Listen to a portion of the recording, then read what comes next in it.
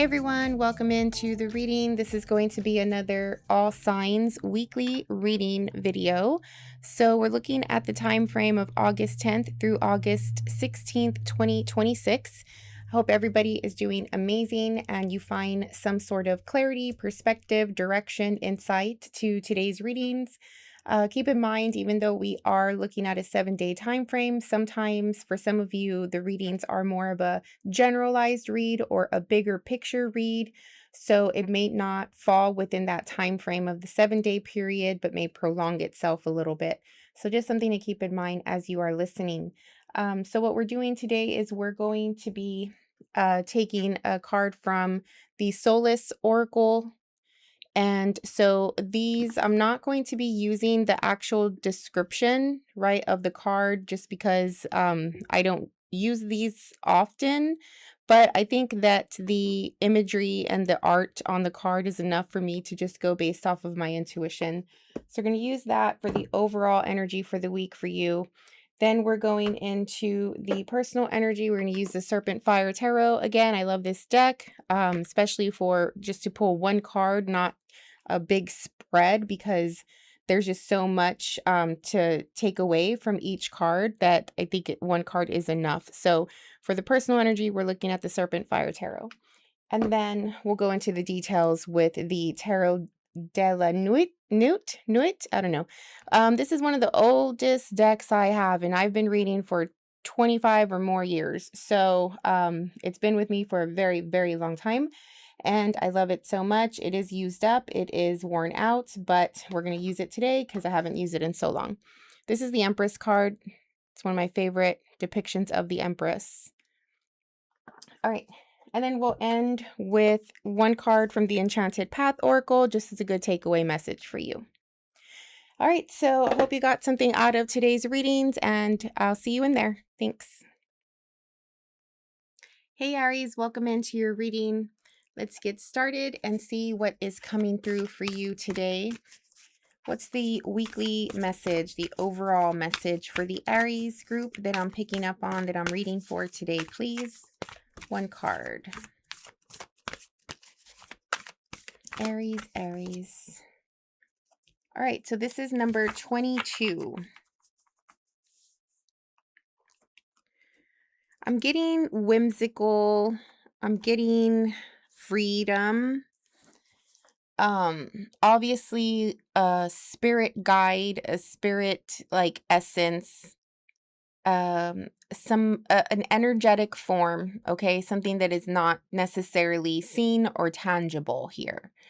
But this is more of an energetic thing, frequency, orb, just sort of hovering over. There is an element of fantasy here as well. And I do feel that your spirit team or the universe, God, source, spirit wants you to feel empowered, wants you to feel like you have potential, wants you to feel proud. I'm getting that, proud.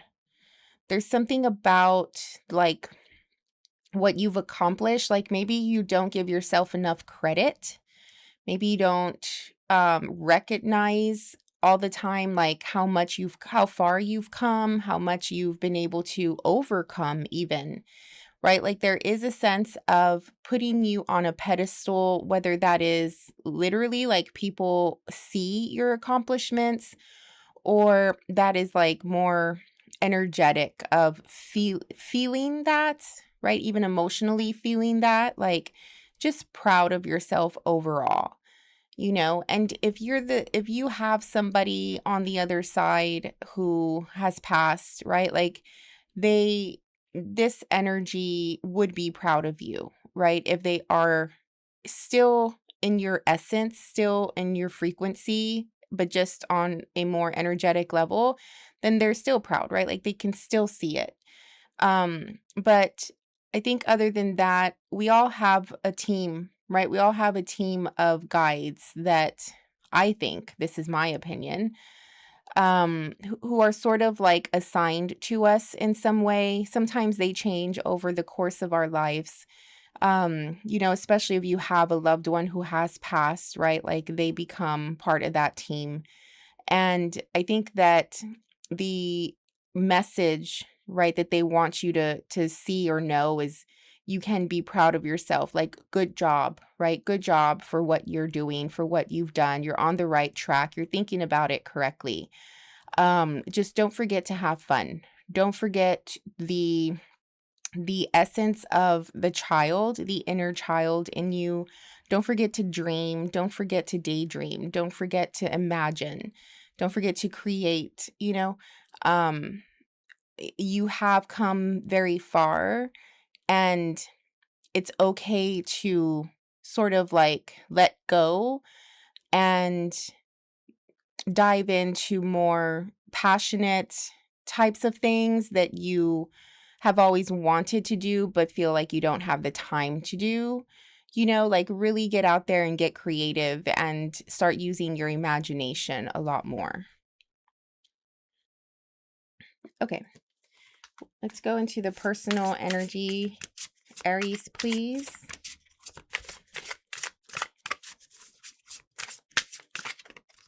Oh, this one was already flipped over. Page of Pentacles, but the Hermit came out.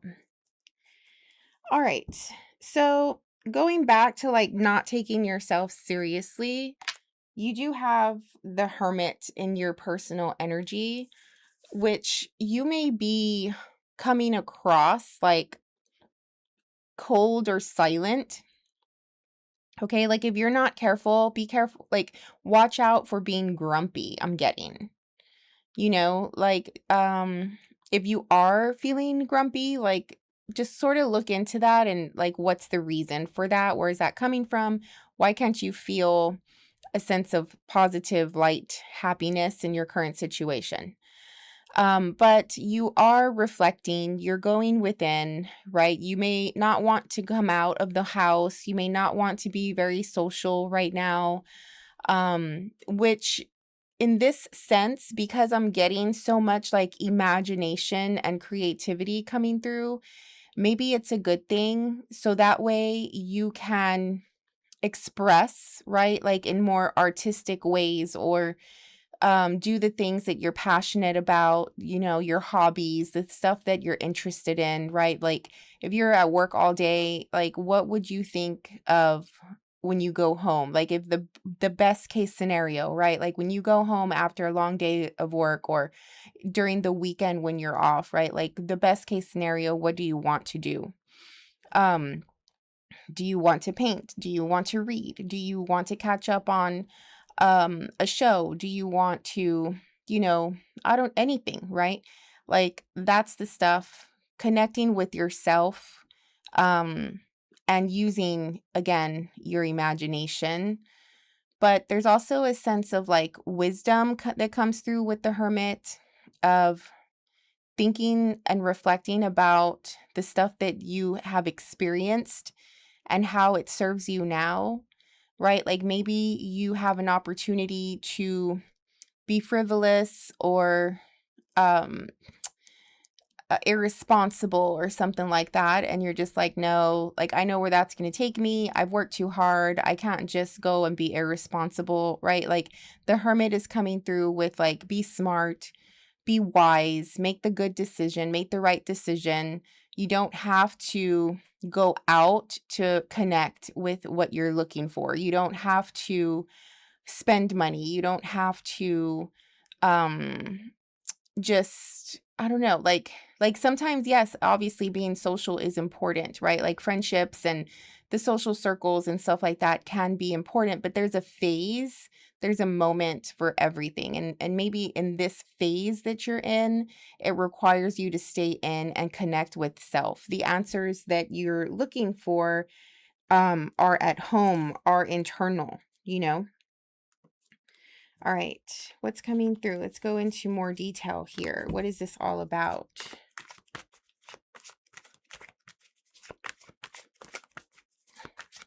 It does feel like you worked really hard to be the best at something. or you're trying to be the best at something. So you're using your wisdom and your experience to continue down that path.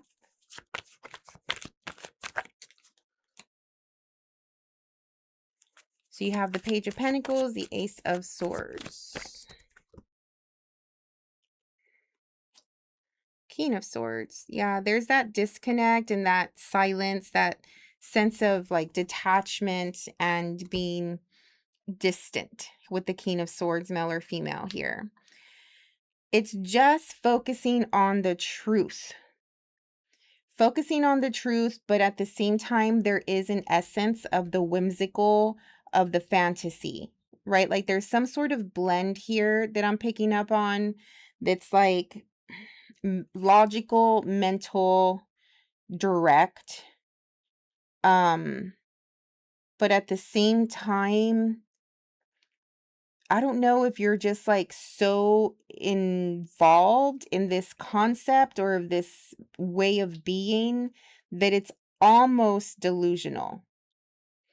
Do you know what I mean? Like sometimes like if you are a more spiritual person and then all of the sudden you have to deal with a more like a very extreme logical and rational person, right? Like a more spiritual and emotional person can see the logical person as crazy, right? Because they're not connected to the heart. They're not connected to spirit. They're not connected to energy, right? And then the logical, rational person can see the emotional, spiritual person as crazy because what they believe isn't facts, right? What they believe isn't science, what they believe is not proven. So, or tangible. So there's something about that. I don't know if this is like an internal fight that you have with self, or if you're literally dealing with people who are not on the same page. Okay. There's also an opportunity here with the Page of Pentacles. It feels, what is this? Like, it's not familiar. It's not familiar, and therefore you are hesitant or apprehensive, or you are not, like, you're looking for truth in this newish opportunity here. And I do feel like it is a sort of message or gift from the universe to like say, hey, Aries, it's okay to play. It's okay to fantasize. It's okay to dream. It doesn't always have to be black and white. It doesn't always have to be literal. It doesn't always have to be like a definite yes or no, right? There's a gray area. There's a middleman. There is balance. Maybe you're going too far off on the spectrum between logic and heart. I don't know. But we'll see what else comes through. And you're just, or somebody here is like, no, like I need to know the truth. I need to know how this works. How is it going to work? How, like, what are the facts behind it? How is it going to impact my life? What is, if I don't know how it works, then how am I supposed to know the result? Right? Like, it's just too up in the air. Like, somebody here is just not able to release their control to just faith and belief. And I'm not saying that you're controlling or you have a problem with control, but it's just more of like, maybe you live your life in a way of like, you are your own creator. Maybe you do believe in God or whatever, right? But you understand that in order to get what you want, you have to do it yourself. And I'm not saying that this is not like that, but there is an element of belief and faith here as well. Two of Pentacles, the Moon. Yeah, the Two of Pentacles is definitely speaking to that two-sided situation that I was picking up on. On one hand this, on the other hand that. Do you know what I mean? And then like sort of just weighing your options at that point. There is definite uncertainty here. There's no doubt about it with the moon. Even the Hanged Man. The universe is coming through in some way and saying, like, you have worked so hard, you've come so far, right? Like, let me do the rest type of thing. There is some, because every time I look at this card, I'm looking at the crown, right? Like, there is a special component here, right? Like, you are deserving. You are in like a one of a kind, right, in the situation that you're in. And the universe wants you to wake up to possibilities, to step outside of your comfort zone, to step outside of the box, to step outside of your logic, right? To entertain the possibility or the idea that something that seems to you as more fanciful, romanticized, can actually be true. You may feel as though the work that you are doing is coming to a halt, to a stop. This reading, it's also giving me heavy phases. Like you're in a ebb phase of waiting and stopping, right? Not so much momentum. And that's why it feels like the universe is telling you, like, you can stop, you can release, you can let go, you can chill for a bit and let me, the universe, take the reins from here. It's like the universe is working on something and it'll tell you when you're ready to move again. It'll tell you when something is ready for your attention again. But for now, it's like, just take a load off and trust. Okay, there's a lot of trust and faith that goes into a Hanged Man energy because the Hanged Man is tied up and unable to move. They have no choice but to release control because they cannot take any action. They're not in control anymore. And there's nothing that they can do, essentially, right? Like they just have to wait. And while and through the uncertainty here of the moon, where in the moon realm there are no certainties. Everything is up in the air. Everything is a possibility. Everything is up for grabs, right? Like everything is a contradiction. Everything is I want to use the word hypocritical even, right? Because it's this and that. And so there's no way for you to get a hold of it.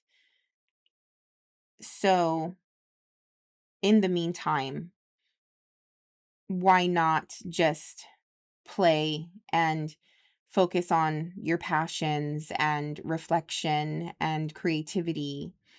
In the meantime, you can prepare a little bit, right? Like just do what you can control. The truth will come here with the Ace of Swords. You will get the truth, you will get the facts, you will see the path, you will get the answers. Like there's no doubt. You have the King of Swords and the Ace of Swords. But for a while, it's just going to seem as though it's taking forever for you to get them.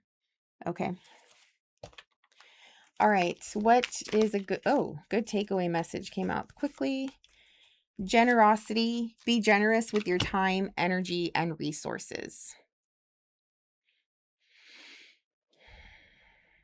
This is an energy, a vibe, okay, that you can tap into that'll help you not be so grumpy, that'll help you open up a little bit more, right? Get into your heart a little bit more, spend some time with your kids, spend some time with your pets, spend some time with the younger people in your life. Be generous with your time and your focus, especially at a time right now where things just seem to be at a standstill. spend some time with the people that you love and, play. Okay. All right, Aries, that is your reading. I hope you got something out of it, and we will see you on the next one. Bye. Hey, Taurus, welcome into your reading. Let's get started and see what's up with you this week.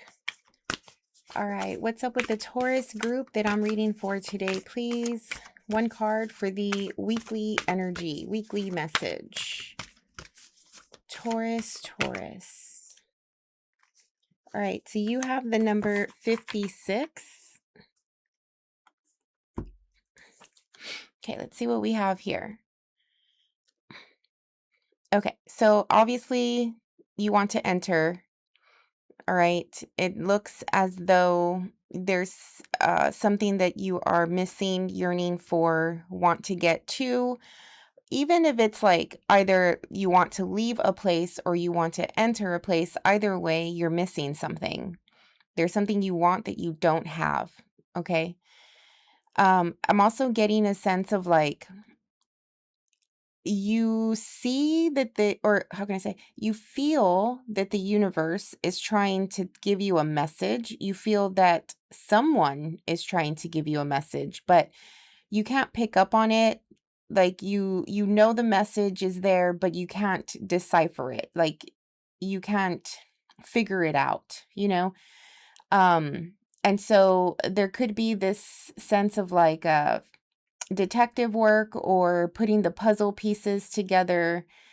You could be working or dealing with someone that is very different from you and you can't really understand them. This could be like literal, like maybe they have a really thick accent, maybe they don't speak your language. um and so you're trying to work with them, but it's really hard to understand them. It doesn't have to be that literal either. Maybe they just come from a place that you are unfamiliar with, right? Like their experience compared to your experience is just completely different. So however that looks, just needing to understand somebody is starting to become extremely difficult. And I think that you need to understand them in order to come up with or like realize what they're trying to say, like what the message is. Um, I don't know if this is like maybe pets or kids, maybe babies, or like you're dealing with some like a child and you really don't know what they need and you're trying to maybe babysit them, or maybe you're a new parent and you're trying to figure them out as well, something like that. But it does feel like, get me out of here. I need to get out, or I need to go here. I need to get there. Whatever this is, you are not where you want to be. Whether that is you want to leave a place or you want to go toward a place, either way, you're not where you want to be. Okay. Um, and yeah, like I said, there's a definite sense of figuring out the truth, figuring out the message, putting two things together. But then it's also a thing of like, just be guided, like even if you don't understand the literal message, like, can you understand the pathway at least? At least is there direction, right? Like, even if it's just like, hey, follow me, right? And you're going down this path, you might not know exactly what's being said, but you can follow, right? Because you can still see, where this person, this thing, the situation is at. Maybe for some of you, you don't know where they are. Yeah. Maybe for some of you, you don't know where they are, and that's also part of the mystery, right? Like you're trying to figure that out too. So for me to say like you don't understand the message, but at the same time you can follow them, for some of you, you can't even do that. Okay, but somehow, some way, there is a message involved, and it's mysterious, right? Like what does this mean? And maybe it has you just up at night, or you're thinking about it all day and you're trying to figure it out. Maybe some of you are playing like a murder mystery game, or like maybe you just came across something on the internet and it's just intriguing and you want to figure it out. Could be something like that too. All right. So in your personal energy, you have the 5 of Swords. Yeah, like even with the image here and this person just sort of pondering into space, there's a lot of that, right? Like there's a lot of thinking, there's a lot of fantasy or like the what ifs of a situation, going through all of the scenarios in your head, going through all of the outcomes in your head, but not necessarily making any moves because you can't with the 5 of Swords, right? Like you just can't, you, no matter what, physically, literally, right? You can't get to where you want to go right now. You don't even know where you want to go right now, right?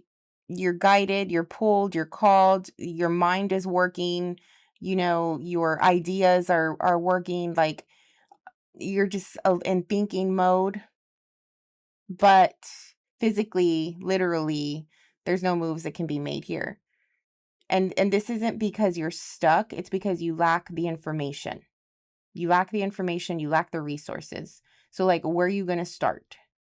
You know, step 1 is what? Like there, like anything, right? Like if you are a detective and it's like hypothetically, it's like the hardest case that you've ever worked on, you know, you really don't have anywhere to start, but there's always something, right? Like pick something, pinpoint something, and then let that lead you, let that open up other ideas or other directions, other leads even, you know. But one thing will lead to another. 1 second. Okay. All right, what's coming through in the details for the Taurus here? It's very mysterious, right? Like, I don't know what this is. I would like to know what this is. Judgment, this card too, right? Like you're going, look at them. They're literally looking for something here. It's a whole group of people. And there's also like the sense of like following each other. Maybe you don't know exactly where you're going, but there's a line. There's a line, there's a path. Others have gone this way, right? Can you do that too? Can you follow, lead? You're waiting for someone to come with you. Judgment is about a realization. Oh, okay, who's that? Male or female? You have the Queen of Cups. A realization. This person knows what you're doing. This person knows what's going on. Let's see if they are here to help or not. Doesn't feel like you're the Queen of Cups. Maybe you want to go toward this Queen of Cups, male or female. So there is so there's somebody in your environment, or even if this is like the person in question that you want to go toward or figure out, who is very elusive and mysterious. Even in this depiction of the Queen of Cups, like she's not looking up. She's hiding her face here with her hair, you know. One could say that she is stuck, unable to get away from this place. She's in a higher place, all right?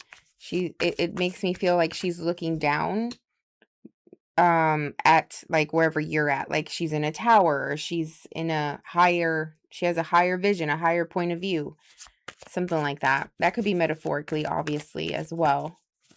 But he or she is up there. You're going through the woods and you're looking for something, and maybe you're turning back and you're like, are you coming? Are you here?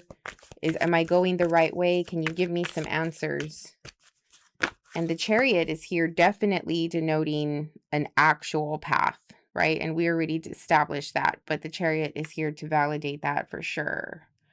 That you are on a path, you're on a journey here, going towards something.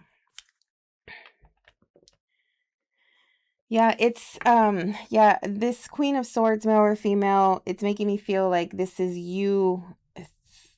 Swords is definitely about thinking energy, right? But I often feel that the Queen of Swords is very common, or not common, very similar to the High Priestess when it comes to like their observation skills, their perception, their ability to see to the truth, see past facade, see past surface level things and get to the underbelly of a situation the way a High Priestess would. And so I do think that you are feeling it out. It feels like you're feeling something out. So you're connecting. You're connecting energetically to probably this Queen of Cups and trying to feel the direction of where to go. Okay. The Four of Pentacles and the Eight of Wands. Yeah, fast energy. You may get a message for sure, right? We're talking about messages here. The Eight of Wands is definitely communication, some sort of direction, some sort of go ahead, right? Like green light here. Like, yes, go. Now's the time type of thing. It's like so much energy about movement and going towards something, but then at the same time, there's energy of I can't. So I don't know how this is playing out in your literal life. You feel blocked. You feel lost. Definitely lost. And then there's like another energy, another person here who is definitely unreachable, who is not leaving, who is not moving, who is not going toward you, who is not making moves with the Queen of Cups over the Four of Pentacles. It feels like this person is where they're supposed to be in their sanctuary and they don't want to get out of it. And so maybe that's why you feel the need to go toward them, right? Because they're not moving or they can't move.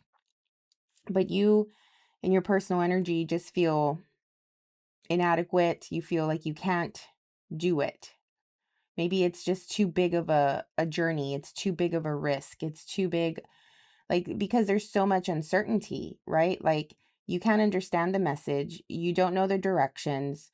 You don't know where this person's at or what they're doing. Like, you're guided toward them, but there's just a lack of clarity, right? And so if you had more information, then maybe you would feel prepared and able, right, to take this journey, to take this step. But all you have to go on right now is a gut feeling. All you have to go on off of right now is an energetic connection. It's almost as though you wish that you can just like the universe can just pick you up and take you, right? Like here with the magic carpet type of thing.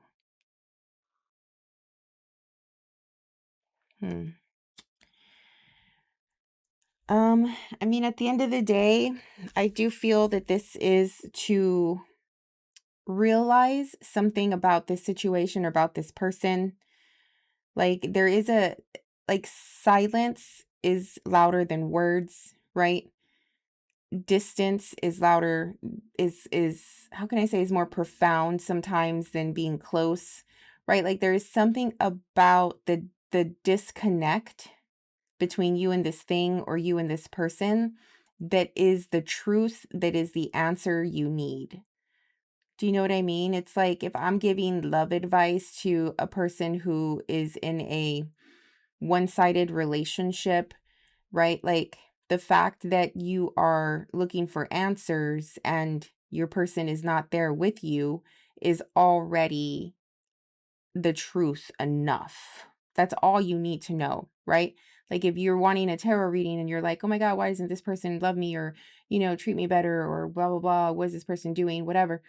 And it's just like the fact that you're here even looking for answers about this relationship, about a person who isn't even in your life is enough answer in of itself, right?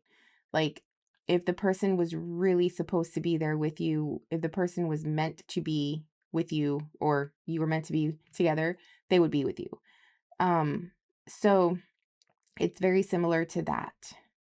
Like you're looking for answers, you're looking for connection, the pathway toward them or it. But if it was really meant, you wouldn't have to look so hard. You wouldn't have to feel this way. It would be there, right? What's meant for you will be yours. Was meant for you, what is meant for you is yours, right? Like if you don't have it, then it's not.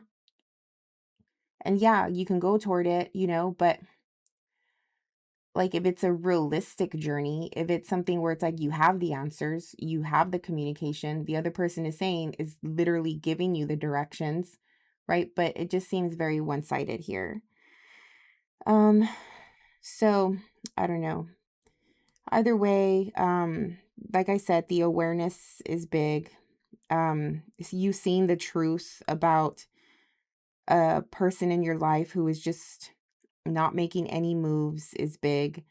You're going on a journey with or without them, and you should just as well. You should go on a journey with or without them. You should go somewhere and follow your destiny or your life path or whatever it is, because now is a really good time to do that according to these cards, right? The Chariot's here, you have the 8 of Wands. Queen of Swords is just like, you should just be clear, right? Like see the truth. You get the truth, you have the awareness, you have the moment of aha moment of truth. And then at that point, it's like, okay, I know what I need to do. And then you just go on the path that you need to go on. Okay. Because this person doesn't seem like they're moving. All right.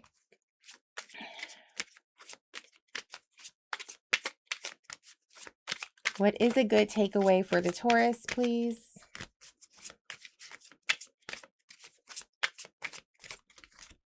Receptivity. Be open to receiving love and abundance.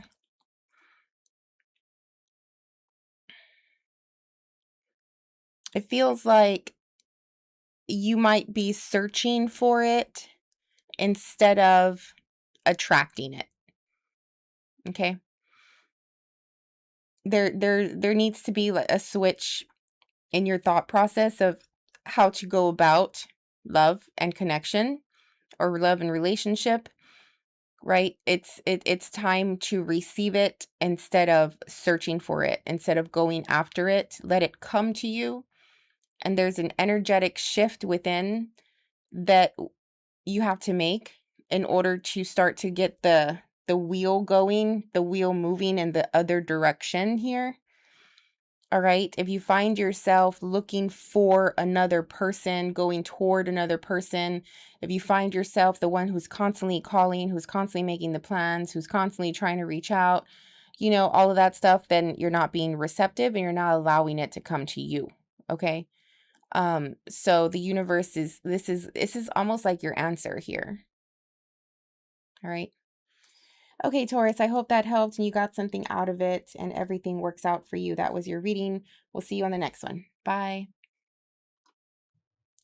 Hey, Gemini, welcome in. All right, let's get started and see what's coming through for you today. What's up with the Gemini group that I'm reading for today, please? One card for the weekly energy. Gemini weekly energy. All right, you have number 51. It feels like, or I'm getting this like voice. It's like, I'll go if I get to do this. I'll go if I get to take this with me. I'll go if it's like a deal. It feels like a deal, maybe somebody is asking you to do something with them, right? Like there's a opportunity or something like that somebody's giving you and they're like, hey, you want to do this with me? But you see it more as an opportunity for self, right? Like it's a win-win situation in some way. Like that if you do this thing, you're going to get something out of it for sure, right? I do think that if you're dealing with another person, which it feels like you are, they are coming through more of a background type of person.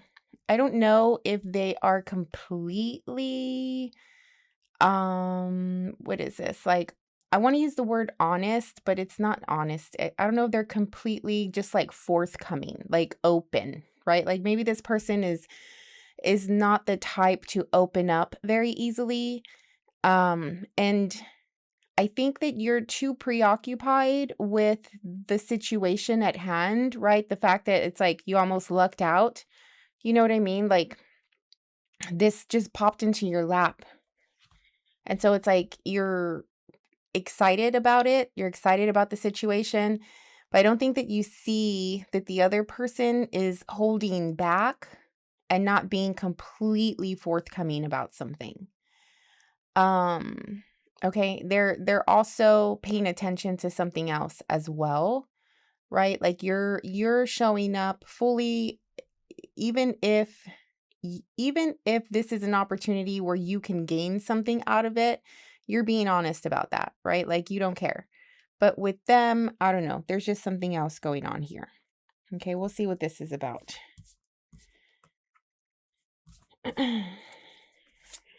It's almost as though they care too much about what other people think. Okay, they care too much about what other people think. And I don't know if you know that. Page of Cups. This is a stepping stone. This is like it does feel very much like an opportunity, right? Like an opportunity for you to gain something out of it, which is amazing. It's a good thing. Like, don't get me wrong. There is an emotional connection here with the Page of Cups. This is your personal energy. You're coming through this way. You're coming through feeling really good, right? From an emotional perspective, your vibe is good. You know, you just feel put together and like you are aware of where this is going and what you want out of this, right? So there's no uncertainty on your part, but it is a little bit new. Like I said, it's a brand new opportunity. The Page of Cups, this is not a type of person who is necessarily an expert yet at the thing, but they can be if they work at it, right? There is a youthfulness coming through. Maybe you're younger than the other person involved, or you just act younger than the other person involved. But it's almost like a status thing as well. It's like if you're associated with this person, or if you are working with this person, then that means something, right? Like if there's something about like reputation here as well, or how someone is going to see you. Do you know what I mean? But you're proud of it, you feel good about it, you're excited about it, you want to experience more of it, you want to see where it's going, you want to see how it unfolds. You are excited to see like your capabilities as well. Um and that's also because there is a definite emotional connection or emotional fulfillment, emotional satisfaction with the situation. All right, what else?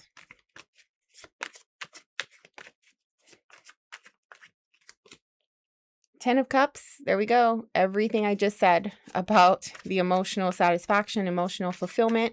You feel supported. Somebody has your back. It also feels like somebody is funding your idea. Somebody is sponsoring your idea. Somebody is providing the finances or the material resources to get your idea going.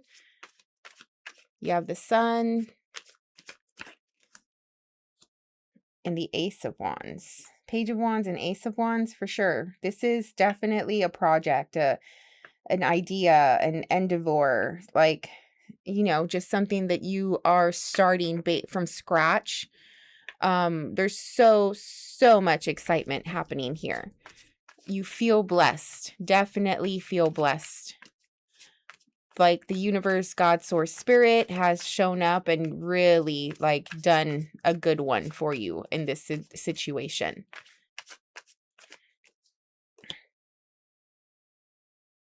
Nine of Wands. Five of Wands.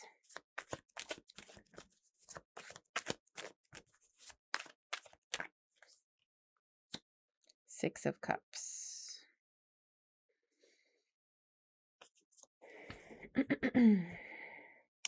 Okay. I'm also getting like,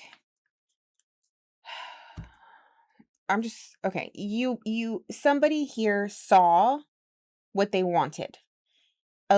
Somebody here saw somebody else's life and was like, that looks doable, right? Somebody here saw how another person lives or what another person has. And it was almost as though there was this path, right, that they put themselves on to attain something similar. Okay, so it's like inspiration, right? The highest form of this, like high vibing, would be you got inspired. Someone inspired you.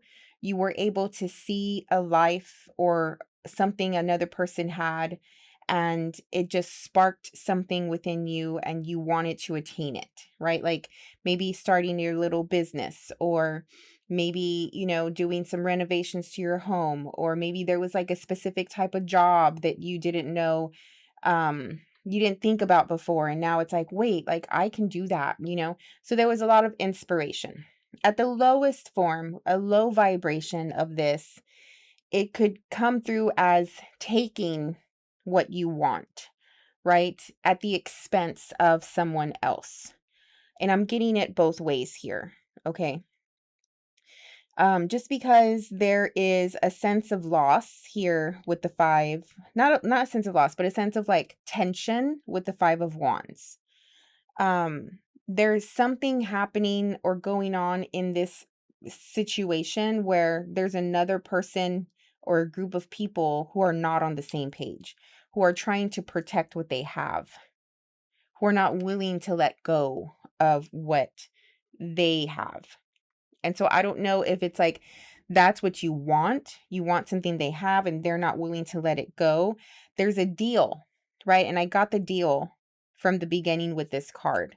There's a deal to be made here. And two people are not yet on the same page. The compromise is not there yet, right? Like you have to go back to the drawing board and work up this contract again, right? So to speak. And I think that somebody here probably got burned before. Maybe they've experienced this type of situation before and it didn't turn out well, because there is a sense of the past coming through. So however this is playing out, if you're dealing with somebody who has had a negative experience in a similar situation, whatever that looks like, whatever situation you're in, you want to identify that. And I don't think, like I said, I don't think that you're too aware of how the other person is feeling or coming through, or their thought process around it. I think you're feeling really on top of the world. You feel really blessed, right? And so you can have this ignorance, right? An innocent ignorance. I'm not saying that you're like doing it like it's just a thing of you're not aware, okay? Because you're feeling so good. And when you feel so good, you tend to not be present enough and conscious enough, right? Because there could be a lot of this like, what is the word? I'm so sorry, right? But sometimes when you have it really good and you're feeling really good, you can get a little conceited, right? And so then when you're like that, then it goes like, okay, well, you're not paying attention to the person in on the other side. And this person on the other side is not feeling too great about the deal. They are protecting it as much as they can. They're trying to make sure that they're being cautious about this situation. They don't want to lose out on the thing. Yeah, the Six of Cups, like I said, there's something that they've experienced and they're not opening up to you about it. And maybe they're just letting you live it up and feel good all the while they just don't feel good themselves. And I don't know if that matters to you or not. I don't know if that's relevant to your situation or not. But this person that you are in this situation with is very guarded, holds a lot back, is not open and forthcoming, has trauma, has some baggage, negative experiences, is used to people not being on the same page. They are used to conflict. They don't know anything but that. Okay. So as you are feeling on top of the world, as you are feeling like you got the good side out of this situation, I don't know if it matters to you to really give them some attention and see, like just sort of support them in the best that you can, make them feel better about this deal and this situation that the both of you are in. Okay. What else? What's a good takeaway message for the Gemini?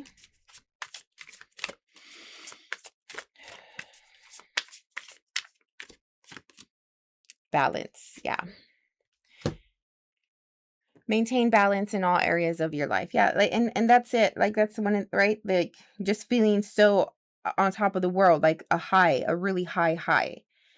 If you're not careful when you are on a high like that, right? If you've noticed, once that high dissipates and the energy of that just disappears, if you're not careful, you can fall really hard.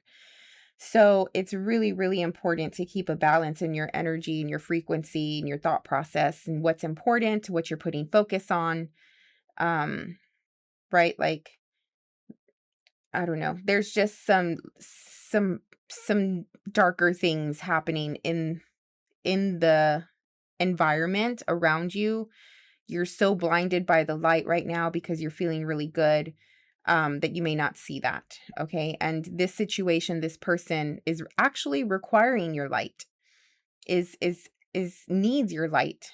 Do you know what I mean? Like, you be the light to this person's situation. All right. That is your reading for today, for this week, Gemini. I hope it works out for you and everything turns out great. We'll see you on the next one. Bye. Hey, Cancer. Welcome into the reading. Okay. Let's take a look here, see what's coming through for you this week. What's up with the Cancer group that I'm reading for today, please? One card for the weekly energy, overall weekly. Cancer. What's up with the Cancer? Nope.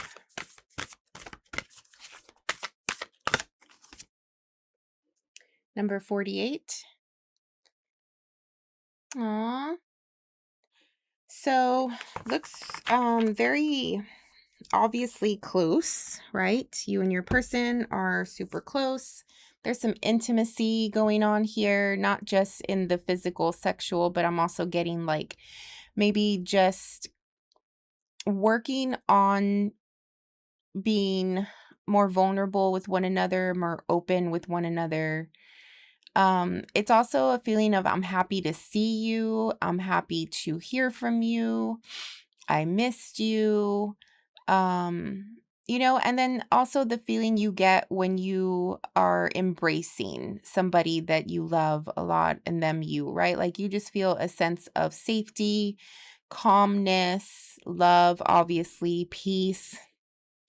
But I'm getting a lot of communication going on here and understanding, right? Like, there is a sense of like, oh, I get it now. I get you now. Or I understand why, you are the way you are, or you think how you think, or, like, there's some compassion happening as well. Like, could also be like a feeling of somebody saying like, it's okay.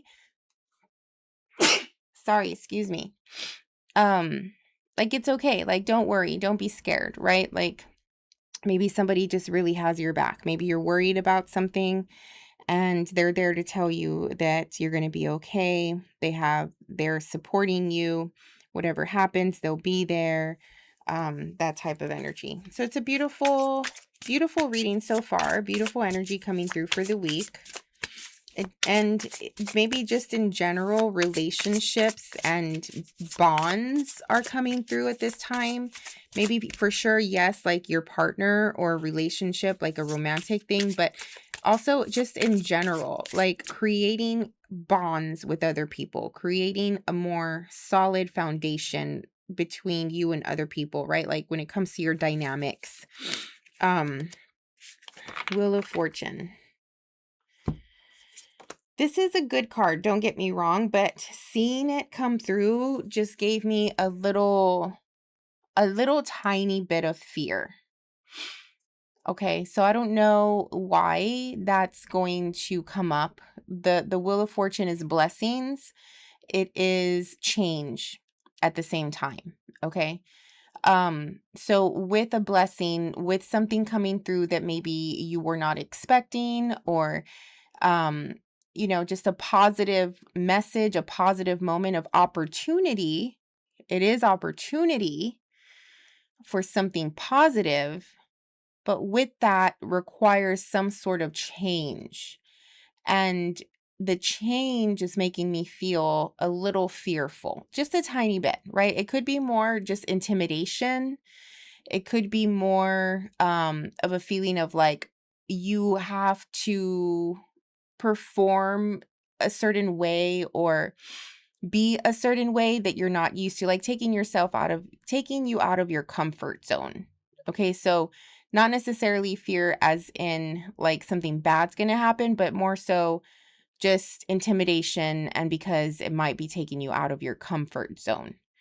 But with the serpents here, there's definitely an energy of shedding old skin. So there could be something that was sort of lingering, especially between you and other people or you and a partner, that is going to be ending, right? Like there was how can I say? Like maybe there was like this long time argument or this long time problem that you always had between you and somebody else. And it's finally just starting to dissipate. It's finally starting to just let itself go, and it's no longer a problem anymore.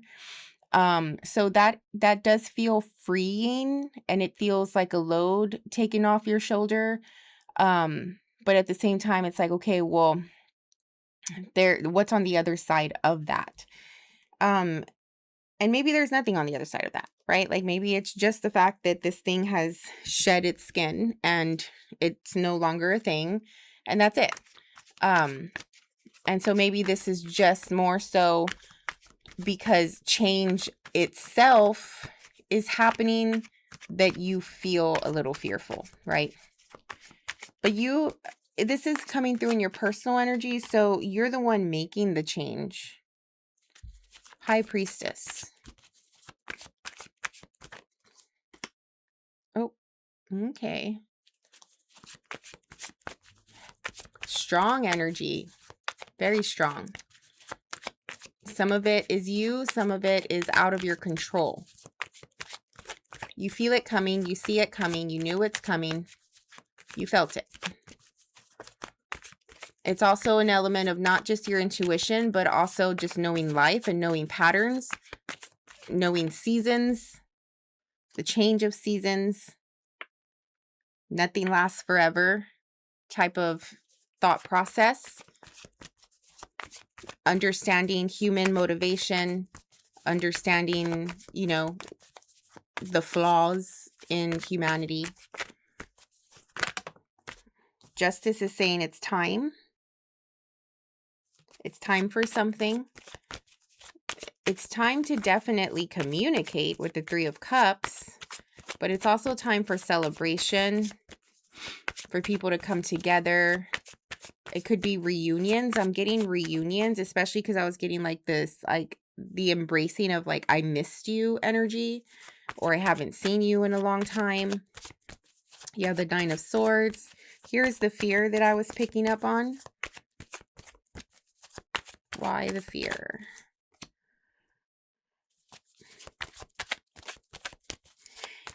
I don't know if it's just because you're so comfortable. You're so comfortable. You've created this phase of your life that enabled you to feel peace. And now all of a sudden, even though something is positive, there are changes happening or things coming up that's requiring you to step out of your comfort zone, to be seen, to perform, to show up in a certain way. Ooh, you don't want to do that. You definitely don't want to do it.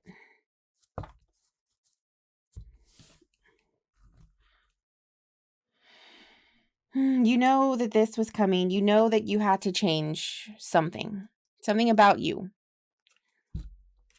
And it does require more communication, more social activity, you putting yourself out there for people to see you, for people to communicate with you.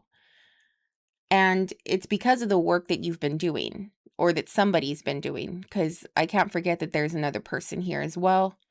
But it could be because of the work that's happening between both of you that's requiring you to step out of your comfort zone. So therefore, the high priestess is saying you knew it was coming because, and then the justice is here saying this is a result of your actions. This is a result of what you've been working on, right? Like it was bound to happen. Okay. But, and although there's a lot of motivation and excitement, right? Like the creative vision is there. The passion is there. The motivation, the idea, the goal, the vision, all of those things. You have the energy. You haven't done this before, or you haven't done it in a long time. So it's still sort of new, but it doesn't mean that just because it's new that you can't do it. Like, you can. But it's just a matter of like getting in your own head here with the 5 of Swords and the 9 of Swords right in the middle. Yeah, there's like the change that you're going through personally is a result of, like I said, everything else that you've been working on, the thing that you've been wanting to achieve, whatever. It is requiring you to change, and you don't want to. You don't want to do it. Typical. It's okay. I think you're going to do it because you always end up doing the thing. It's not like if you're scared. It's just a matter of like being comfortable, especially if you're in a state of life where you just have peace and you live in a really like things are good, right? Like it's like, why do you have to do that? So if you're not careful, you're going to sabotage this opportunity. There might be some tension that happens, right? The 5 of Swords is here. Somebody might be thinking of you in ways of like they can't depend on you, right? Like maybe they think that you're being selfish. And in reality, you're probably just stressing out. Okay. And so it's showing up these ways because sometimes with the Cancer, you don't know, like it's crazy because you're the sign that rules the feelings, right? You're ruled by the moon. Your affirmation is I feel. Like you're the mother archetype, the female archetype, the cycles, like all of it, right? Like it's about the feeling. And even though that is what you represent, most of the time you don't know what you're feeling. So it's almost as though you have to go through different ideas about what you think you're feeling, and then you act them out until you get to the end of it and you figure out what it is exactly, right? Like sometimes you could think like you're sick, but in reality, maybe there's like a spiritual depletion going on, right? Like because a lot of the times you tend to because you're such an empath and you absorb so much that you get burnt out. And so you may think that you're sick, but in reality, nothing's wrong. It's just more of a burnout. Right. And so what I'm trying to say is like, I think that at the end of the day, as you go through these moments of the 5 of Swords and the 9 of Swords, at the end of the day, you're just going to realize, I forgot what I was going to say. It was a realization. It was a good one too. Maybe it wasn't supposed to come out. Because it's like you don't know what you're feeling and you think that, you're stressing about it and you're acting out and maybe throwing a little bit of a tantrum or something like that. But yeah, it could just be like you are stressed out. That's what I was trying to say. Like at the end of the day, it's just maybe you're stressed and that's it. Do you know what I mean? Like you could get out of that. And especially if you have a partner here who's like, I see that you're stressed. Don't worry, I'm going to help you. Or I got this or something like that. Do you know what I mean? Because it is, even though like you may be doing it together and there is a sense of like social component where there's different people involved, at the end of the day, it's still you though. It's still you that has to do something different with the Wheel of Fortune. It's still you that's making things happen and like changing the timeline and creating opportunity and bringing in abundance or, something like that. So it's requiring you to do some work here. And there just maybe a little bit of stress and you don't know that you're stressed. Sometimes we don't know that we're stressed, and so it comes out in so many different ways. And at the end of the day, it's like, I don't know, we just want to hug. Do you know what I mean? I hope that helped. Yeah, I know it sounds like a little all over the place and I'm sorry about it, but all right. What's a good takeaway message for the Cancer? Cancer, please. Receptivity. Be open to receiving love and abundance. It's okay to let somebody else come through and take care of some of the things. You don't have to do it all by yourself. And I know that even if you have a family, you have your children, your partner, your parents, whatever, right? Like, and they are more than capable of doing the thing. You still want to do it because that's just how you are, right? And so you can allow the other person to help. You can allow other people to come through and take care of some things. Okay, it's okay to do that, especially at a time like this where there's a lot going on, a lot of change happening. You're shedding some skin here and you have to come out of your comfort zone. Like, that's already big enough as it is. Everything you're doing is a lot as it is. Okay, let them take care of some of it. All right. And I know it's easier said than done, but maybe you'll try. Okay, Cancer, that was your reading. I hope it helped and you got something out of it. Have a fabulous week. We'll see you on the next one. Bye. Hey, Leo, welcome into your reading. Let's get started and see what's coming in for you this week. What's up with the Leo group that I am reading for today? Please, one card for the Leo weekly overall message here. Leo, one card. All right, so you have number 26.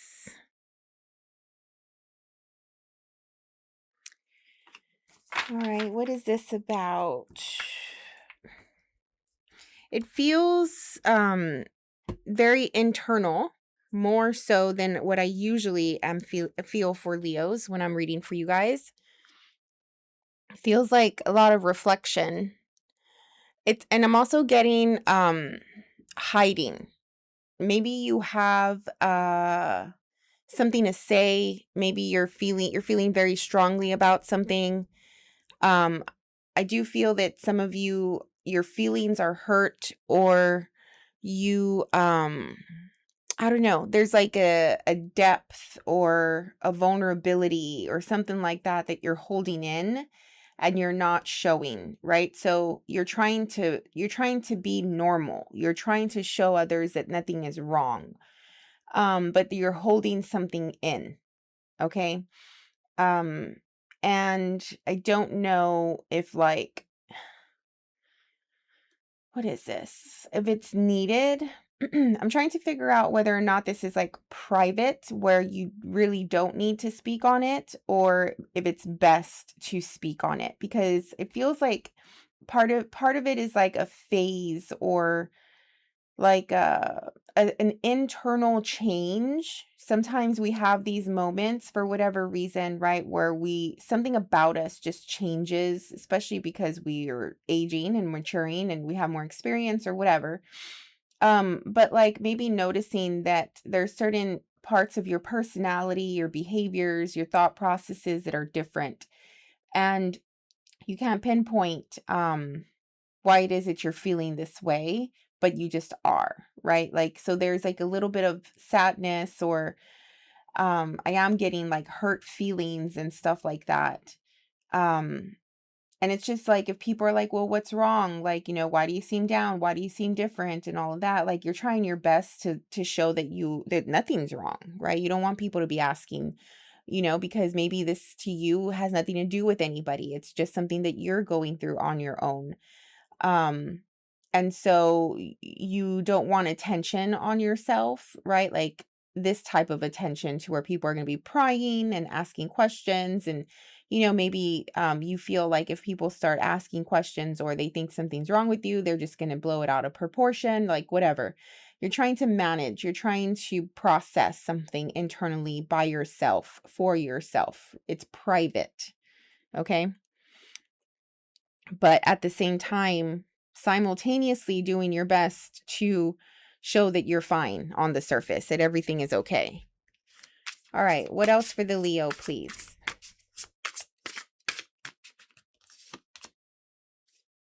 Yeah.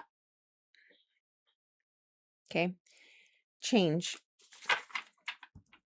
Something happened.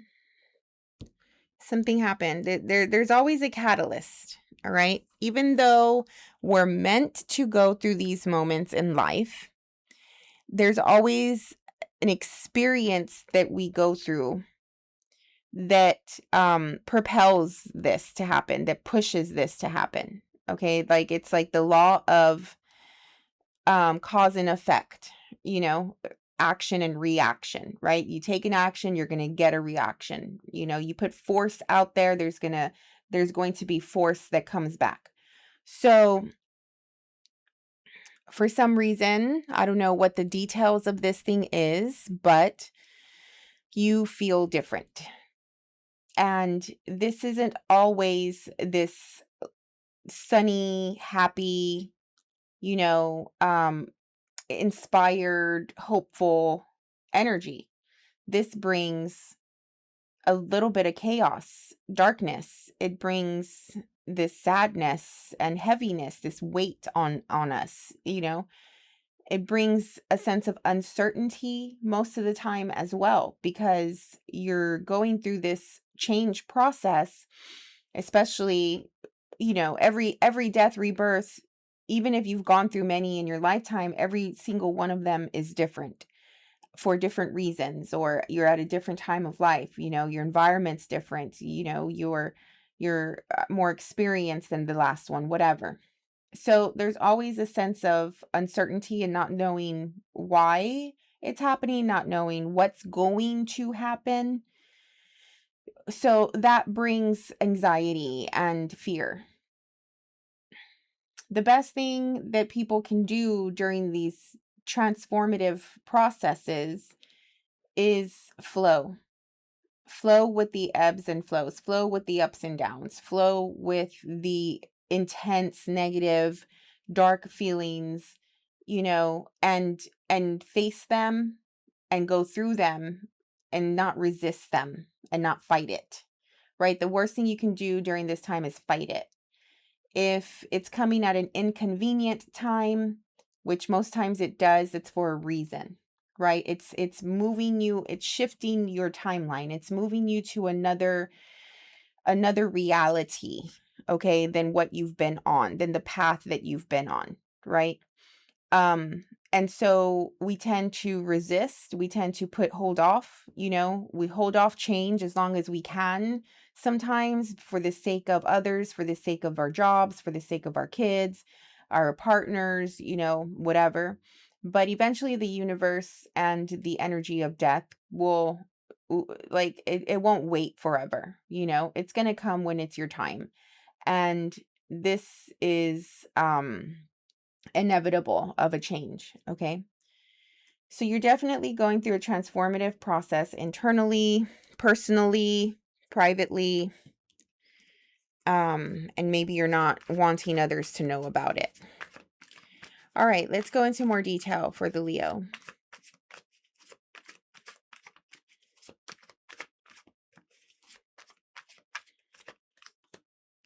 Love.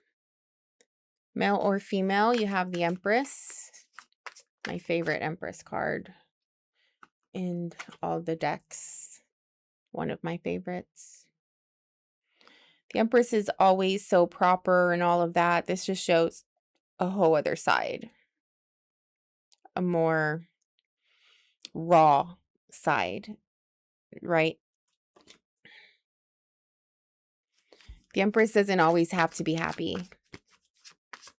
The Empress can feel let down, stressed out, disappointed. Doesn't mean that they're not the Empress. Okay, so you have everything you need. You're abundant in so many different types of ways. So many parts of life, you have it really good. But you're not satisfied with something. You're disappointed with something. Something has let you down. 10 of Cups is representing the ending. It's a component, a quality that the death card, the death energy also represents. So, you know, I mean, I didn't need any more validation because death actually showed up. But yeah, for sure, there's an ending. You don't feel good about it with the Four of Swords. With time, you know, day by day, especially when you are in a death rebirth, in a dark night of the soul, you know, this journey, this darker journey of fundamental change within, yeah, you are going to feel down, right? Like if you find yourself asleep a lot, if you find yourself just sort of mourning the old you, mourning the old life. If it's a relationship that ended, obviously mourning the relationship and the person who's left. If it's, you know, just happier times or times where you weren't so stressed or you didn't have this problem, right? Like wishing that you can go back to those days, stuff like that. This card wanted to come out. What is it? 9 of Cups. All right, let's see what this is about. Oh, it's crooked all of a sudden.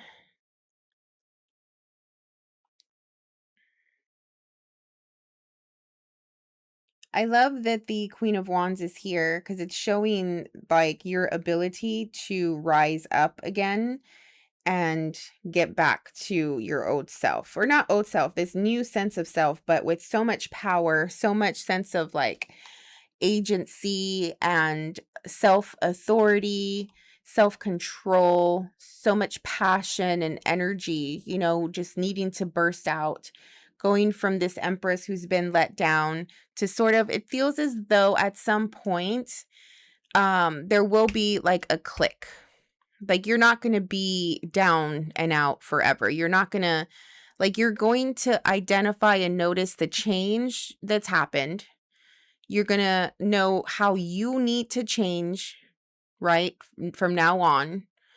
And you're going to rise up again in all of your strength and all of your power, right? And it's going to be like a moment where you wake up one day and it's just like, enough of this shit, right? I know who I am. I remember who I am. I know my value. I know my power, you know, like, and then you just get up and you do what you have to do and be what you have to be with all of your force and all of your might, you know, all of your strength, which is a beautiful thing, right? Like, I don't think that the Leo is ever down for that long, you know, and even when they are down, they're really not, right? Like, you're so strong and capable to go through these moments with confidence, with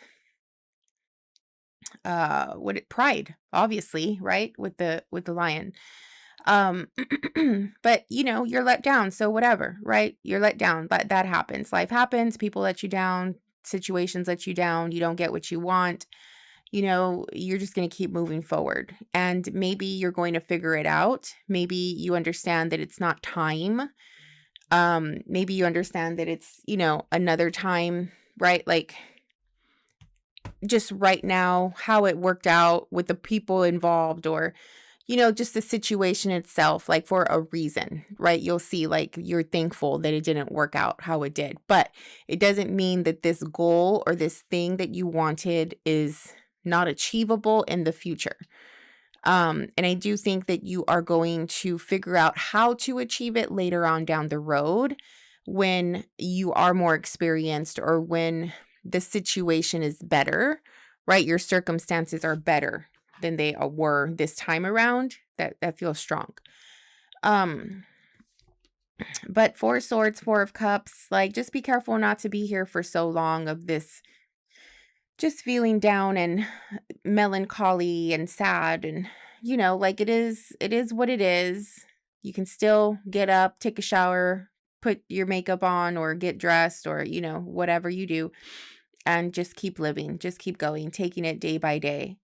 And eventually, with time, this will all feel better. You will start to see your light come back, right? You'll start to feel the blessings of the sun, you know, on you again, right? Like, life will just start to morph itself into this new way of being, and you will make the best of it, like you always do. So if you are down and sad, you know, just learn from this time, take care of yourself. Don't be too hard on yourself, but also don't stay there for so long either. Okay. Because the Ten of Swords with these Four of Cups and Four of Swords, it's just making me feel like if you're not careful and you don't remember your power and who you are, you can probably stay here. And there's like a sense of paralyzation. Like, you're not going to make any moves. The universe is not going to come through and, you know, give you opportunities or just push you along to the next phase, because you'll feel stuck. Okay. So it's either like a choice that you have to make here. You know, at some point it's like, get up and get back to life again, or you'll stay sort of in this cave, in this darkness, in this resentment, it feels like, forever. And you don't want to feel that forever, you know. But messages, truth, some sort of clarity will come through at some point with the Page of Swords. It'll be small. It's not going to be like this profound moment of clarity and truth. It's going to be a little insight. It's going to be like something that you see real quick or whatever, and it just sort of puts the puzzle together and you realize something from that. Yeah, it could be a message too. All right, Leo, let's see one more card before I go. What's a good takeaway for the Leo, please?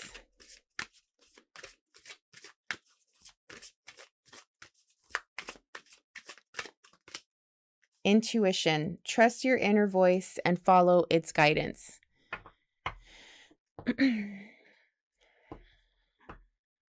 It's easy for us to ignore this when we are deep in this. Sometimes for some people, especially if you're predisposed and already like, it's already part of your DNA or your personality to be like sad, or to see things from a negative point of view or whatever, like, it's easy to stay in these dark places and ignore this. There's something that your higher self knows, sees, is aware of, that if you connect to it, you'll know it too. Like, well, you are your higher self, right? So you know it. You know something. And it's probably like a realization. It's probably like just some sort of like big realization, right? Like an example would be like if you were in a relationship and it ended, and you stay in this sad, heartbreaking, you know, state of mind or being for so long, instead of connecting to your intuition and understanding like that person, that relationship wasn't meant for you anyway. You had problems with it anyway. You weren't happy anyway, right? Like there's a bigger picture. There's a bigger message here. The lesson is not the thing. The lesson is not the thing. Whatever it went through, that's symbolic of what the actual message is, what the actual lesson is. However that looks. All right, I hope that helped in some way, Leo, and you get through this time and you come back out of it with all of your grace and power. Have a great week. We'll see you on the next one. Bye. Hey, Virgo, welcome in. All right, let's get started and get one card for your weekly energy here. What is the weekly message for the Virgo?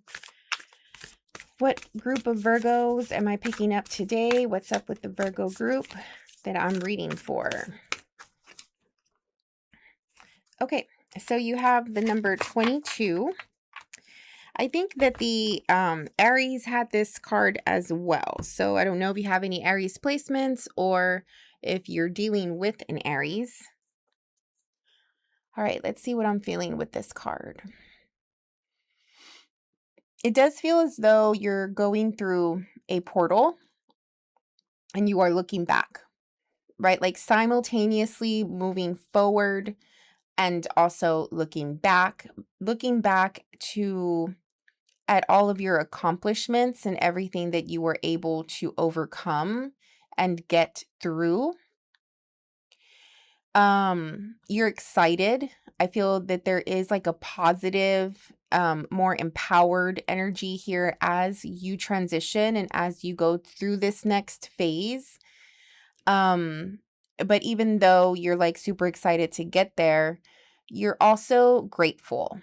You're grateful for everything that has led you here, right? Like even like the good and the bad, right? Like without the good and the bad aspects of your previous phase or your previous journey, in a sense, you wouldn't have been able to get exactly to this position, this moment, this status, right? Like whatever it is that you're at right now.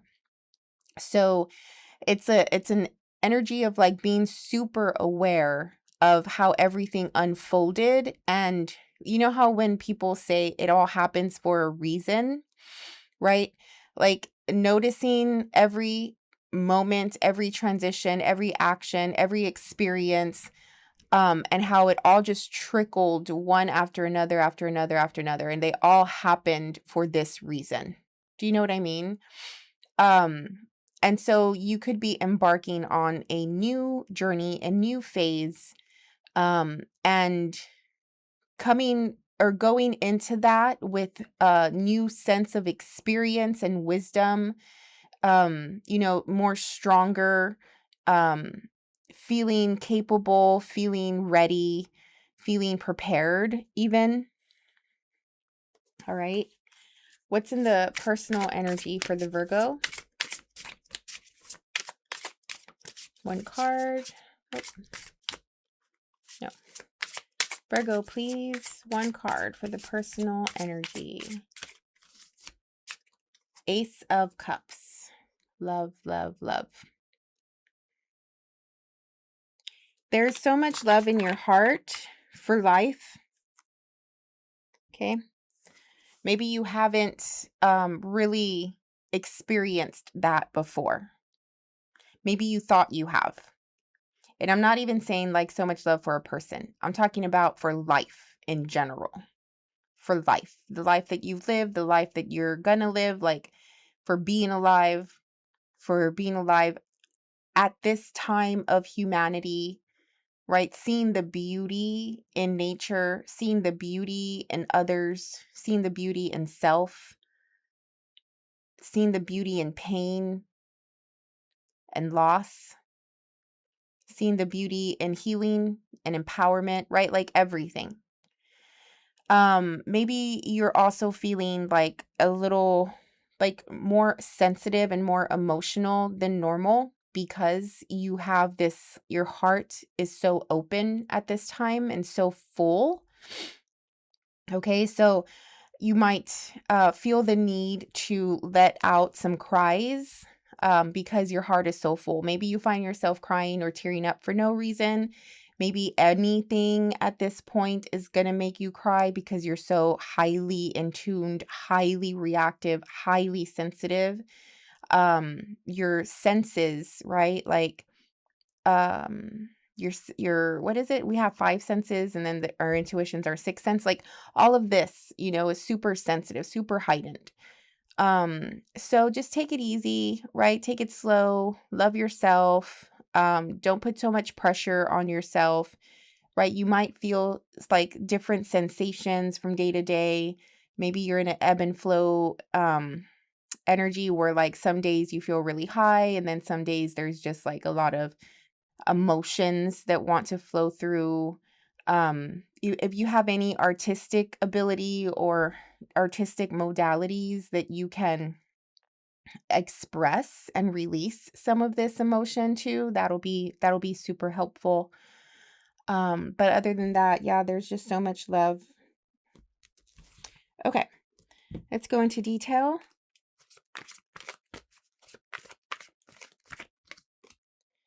Eight of Swords.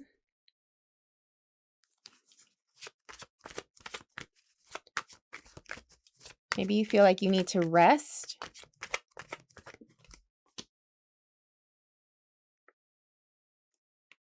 The Wheel. This feels very like new or very present. Okay, like yes, you're transitioning. It feels like the transition is now. Like when you're listening to this. Okay, like you're going like from one moment or one day to a phase of like rest, healing, feeling as though you can't make any moves and you can't really like get anything started, or you feel stuck. To like literally like within a few hours, like within the same day, something happens in your life where the universe shows up and moves you. Okay, so this could be like a literal thing. This could be obviously metaphorical, but it there's like you need to move, you need to change, you need to go from here to here in some way. Okay, so we'll see how this is gonna play out, but it seems very right now type of energy.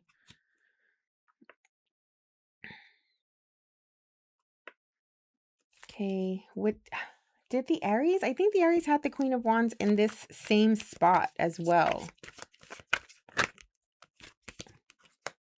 Six of Swords. Ten of Swords. It's almost as though you just got fed up. You got fed up. Maybe you were moping. Maybe you were, just feeling down for yourself and for days, for weeks, for months. Maybe you were in a state of like a low state. Feeling really tired, feeling sad, feeling lonely, feeling sick. Maybe, your physical body just didn't have enough energy. And that happens, right? Like when we lay around so much, right? Like maybe we're just in a little spout of depression or something like that. And we've been binging on a show, or we're just sleeping a lot. And then like when it's time to get up and go back to work or clean your house or whatever, it takes a while for the body to adjust again to the activity, to the movement. And so there's just a lot of like tiredness, right? But it does feel from one moment to the next like you snapped out of it. And I don't know if this was like an external thing that happened that made you get up and made you snap out of it, or this was just a moment that you had, right, where you just woke up one day and you're like, enough. And all of the sudden you're just on something else, Um, but the Six of Swords, definitely moving away from tension, from toxicity, from chaos, moving away from overthinking, from anxiety, moving away from like distorted thoughts. Mostly I'm getting heavy distorted thoughts, right? Like sometimes, especially for you, you're probably the worst, your own worst enemy, right? Like the self-talk that you can have is probably pretty bad. And so I do think that you're working on that, and you're like telling your thoughts, or like controlling your thoughts more, getting out of that darkness, with the Ten of Swords, right? Getting out of that, like into a new phase, from one phase to another phase. You definitely do have a choice and have an option here with the Two of Wands, of like where to go, what to do, what direction to take. I do feel a spiritual calling, all right? Whether that's like you literally calling out to spirit, to God, to source, the goddess, whatever, and just being like, please help me, right? Like sometimes we're in that much of a downward spiral that it's hard for us to come back without some sort of support, especially from spirit, right? Like if you find yourself in a state of like you just don't know how to get out, like there's a little bit of paralyzation here that I'm picking up on. Maybe some of you are actually going through like sleep paralysis or something. But it's like just releasing everything energetically to the goddess, to God, source, spirit, and just saying it's in your hands. Help me get out of this, right? Help me heal. Help me get back up again. Help me find love again. Find the light. Help me toward it, right? I think that obviously, and it's weird because I just got so zoned in and focused into these cards right now that the Queen of Wands is literally here, like male or female. Like, so I feel like I forgot, or like I wasn't, it wasn't standing out to me. So is your energy, is your power not relevant to you? Is your power not important to you? Do you ignore your power? Do you feel like you're not powerful? Right? Because the Queen of Wands is coming through. Look at this card, male or female here, like so powerful and ready to take up space, showing her presence. This is you and what you're capable of, what you have within you. It's there to come out. It wants to come out. It's ready to come out. Like, you got to remember who you are. Got to remember what you're made of. There is divinity within you. Right? And this is also like another type of depiction of the same thing, of the power, the light, just there wanting to burst out and shine and come out. Take control again, Virgo. Right? Like, yes, calling out to God, source, spirit for help, right? Like the wheel is here. It's going to show up. The answers are going to show up. You're going to snap out of it. And get back into your power again, you know? But I mean, there's no but, really. Okay? This is time. Like there's a time and there's a phase for everything, and you were in a downward phase and now you're coming out of that. It's just what I'm concerned about is like, don't forget that you are in control. Don't forget that you are capable of this. You don't have to be paralyzed here with the Eight of Swords and the Ten of Swords. Definitely an ending happening in some way. All right. You're saying goodbye. You're choosing to go down and go through this portal. You're choosing love. You're choosing life. You're choosing yourself. No matter how hard that is for you, you're going to do it. And it's going to be beautiful. All right. Okay. Good takeaway message for the Virgo. Gratitude. Yeah. Practice gratitude daily to attract more blessings. I say this so many times. It's one of like my beliefs in life. Like I've been through so many lows in life. And when I'm at my lowest low, this is what takes me out. This is what gets me through. This is everything. This is my religion. This is my spirituality. Feeling grateful for and like everything and anything. And connecting to the frequency of gratitude, not just saying, oh, I'm thankful for my family, I'm thankful for my kids. Like, no, like literally stepping into the emotion of gratitude, the emotion of the blessings that you have in your life, right? Like, even if you feel like you don't have much, there's always something to be grateful for. And then you hone in on that as long as you can to come out of this dark spell that you've been under. Okay. All right, Virgo. Well, I hope everything works out for you. It is such a powerful time. If you take advantage of it, you can make so much, like so much can change for you. Okay. And I really hope that you do take advantage of it. All right. Well, have a fabulous week. I hope everything works out. We'll see you on the next one. Bye. Okay, Libra, let's get started. What's coming through for you this week? What's up with the Libra group that I am reading for today? Please, Libra, come through. One card for the overall weekly message for the Libra. One card for the Libra, please. All right, so you have number 42. All right, so instantly, I don't know if any of you work with goddesses or deity, but I am picking up on a darker goddess, specifically Hecate, just because of the light and the torch.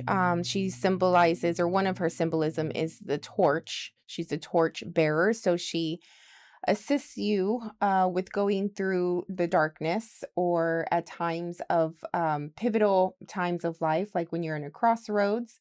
So she lights that torch for you, and she helps you through these transitions. But yeah, I think that there is something to be said about the contrast here between the dark and the light. Maybe some of you are going toward more of a lighter feeling, a more freer, more passionate, motivated time of life, compared to where you were before, which was maybe just in the dark. All right. So metaphorically, literally, however you want to see it. But it's also a thing of like maybe your persona is more I want to use the word sullen. I don't know why that's coming through. Sullen, but maybe just more of a deeper, um like more intimate, more mm, rooted within, right? Like a deep connection to self, deep connection to the universe or nature in some way, but from a more darker perspective. And I do feel like you're looking toward the outside or toward the light, and there's something that's calling you out there that's making you need to like get out of your shell, get out of your sanctuary, get out of your cave, so to say, and go toward it. All right. There's a lot of activity, there's a lot of energy out there, wherever it is that you're being called to. Um, and maybe it's like very unfamiliar. I don't know if you're also like watching something burn to the ground, like a situation. Maybe you're not completely involved in it, but you're surrounded by it. Like there's things that are falling, right? Like foundations that have been built, like tower moments, um, death moments where things are just breaking down and destructing. Um, And so when that happens, like if you think about the idea of the phoenix or something like that and how it rises, right, with the ashes. And so I don't know if this is you like rising again from a time of life where you felt that you were at your lowest, or a low time of life, a dark time of life, and coming back out of that, trying to find a path in the rubble, trying to find answers in the rubble. I also feel like it's giving me the sense of like you're waking up after being metaphorically burnt to the ground, and you're rising back up, but there is a sense of like you don't really know where you're at, right? Like you don't know how you got there, you don't know what's what, you can't make sense of it, you don't understand it completely. So maybe something happened that was so profound, so life-changing, but you still haven't been able to wrap your head around it and really like get to the root of the like where it started or why it happened or something like that. We'll take a look and see. All right, what's up with the Libra? What's coming through in their personal energy, mind, heart, body, and soul? Libra, please. One card. All right, so you have the Two of Wands. There's definitely like you definitely have options, all right, as far as like which way to go. And there may be time where you are just sussing out your environment, sussing out the different directions that you can take from this moment, right? Like even this depiction, like it makes me feel extremely vulnerable for one, right? Because this person doesn't have any clothes on, but it's almost as though they ended up somewhere and they're lost, right? Like they rose up from either the ground, the sand, or they just like happened to be there. But now all of the sudden, like it's like, well, where do I go? What do I do? And then the lightning strikes here are also depicting a sense of sudden change. Okay. The light at the top of the person's head here could be that imagery of the torch, of the flashlight, of the light going toward it. I would say like if you're needing to find direction, like go toward the light, whatever that represents to you. Don't go toward the dark. Okay. All right, let's go into detail. But yeah, it's definitely, like I said, like just deciding which path to take, but going based off of the information that you have. And you don't have all of the information. You don't have a lot of the information, but what you do have, you can use to be able to make a decision, a choice. And for some of you, it is as simple as choosing what is good for you, what is healthy, what is right, meaning the light, compared to choosing what is hurtful, what is not going to add to the quality of your life, right? And I'm not saying that being dark or having like a darker essence or personality or something like that is wrong. Like I do feel that does play its role in life, right? Like it helps balance things out, and there's a lot of power and insight that come through when you're in your dark. But I just think that maybe at this time of your life you should be choosing things that are more healthy. Like if you are trying to be happy but yet you're listening to sad music and watching sad shows and, being around people who complain a lot or who are negative, toxic, like whatever, like, then, I mean, you're not going to accomplish your goal of being happy, right? Like that's an example. Okay, so you have the Three of Wands, Three of Pentacles, the Fool. Yeah, there's definitely a new start here with the Fool card, taking a leap of faith. Trying to work on building something back up. Okay, so maybe you've already been working on something. It's not complete, but you've at least started the process. You should expect some results. Like some of you are probably thinking to yourself, like, what's happening? Like, how come things are not unfolding how I envisioned them to. Okay. And it's probably because there's a lack of action in a certain area if you're not getting the exact result, right? So it's like how much effort are you putting into it? How much physical effort are you putting into the thing? And then that'll tell you what to expect, right? There is a physical component here that is needed in order to get the results you want in the 3D. Yeah, Judgment, the Hierophant, Strength, all of these are face cards here going toward your, like what I was talking about, like doing what's right for you. With the Hierophant, right? Like this is your inner moral compass. This is where you determine what is good, what is bad, what is right, what is wrong.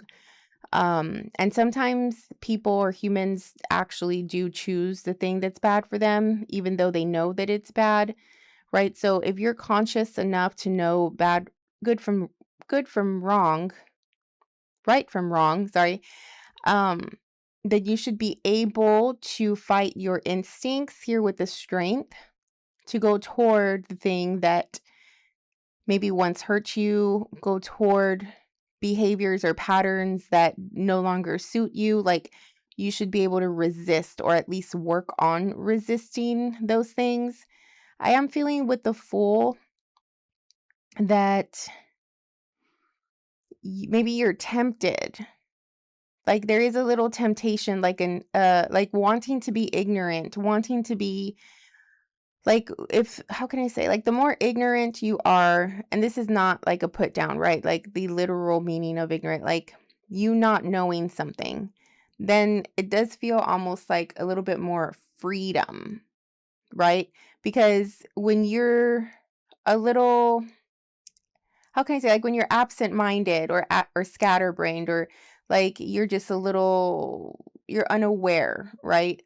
It's easier and it's more justified for somebody to make the wrong decision, for someone to be a little bit reckless, um, compared to somebody who knows better, compared to somebody who clearly can see that that is a reckless move, right? Like they cannot have the freedom to chase that temptation or to act out on that temptation because they know that it's wrong.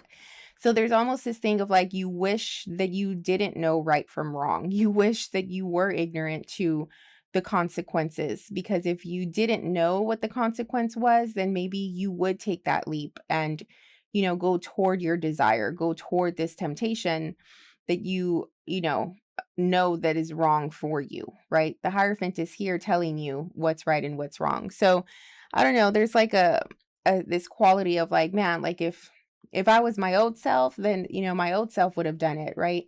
And so maybe you have this little itch to act the way you once would. But Judgment here is saying like, no, no, no, we're not doing that anymore. You know better. You've aged, you're more mature, you're more experienced. You've already dealt with the consequences of this pattern.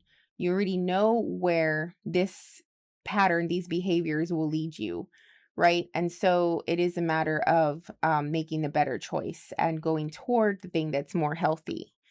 But you might have to suppress a lot of these desires here with the Strength card and really own your power, and have control over self, essentially. Okay. But I would say from the beginning, as long as you're going toward the light, the thing that's right for you, the thing that's healthy, the thing that's good for you, no matter how badly you may want to do something else, I think that you'll get the results that you're wanting. It's almost as though somebody here has been like praying and wishing for the universe to grant them something. And the universe is like, you can have it if you just work for it. Like you can have it if you just make the right decisions. You can have it if you just stop getting in your own way. The universe is like, it's not the universe. How can I say it? Like this situation is not the universe's decision. The universe wants you to have what you want in this case, right? But at the same time, it's not going to, just pop it on your front door and have it ring the doorbell. Like, there is an element of you taking action to go get it, or changing something about self in order to be the person that you need to be to receive it. Okay. All right. What is a good takeaway message for the Libra?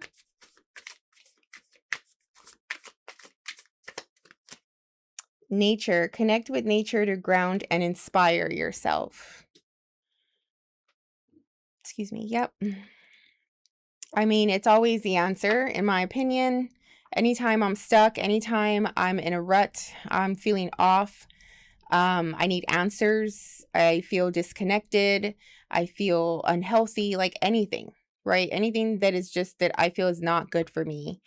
Going outside and just whether I'm just sitting there looking at the sky, connecting to the ground, working with my plants in my garden, like whatever it is, right? Like, this is the stuff. This is the answer. You'll get the answers. If you're looking for answers, I promise you, you come here by yourself and connect, you will find the answer. And it's right there for you, right? Because nature is all around us. So yeah. All right, Libra, I hope that that helped in some way and gave you some sort of direction if you were stuck and, didn't know which way to go. But either way, I hope you have a fabulous week, and we'll see you on the next one. Bye. Hey, Scorpio, welcome into your reading. Let's get started.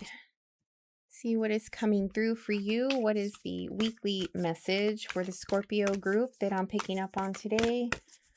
Who am I reading for today? What's up with them this week? Scorpio. Ooh. What does that look like? Number 14. All right, so 2 people here, okay? We're dealing with another person, probably in a more romantic, flirty, more intimate than flirty, actually. All right, because of the closeness.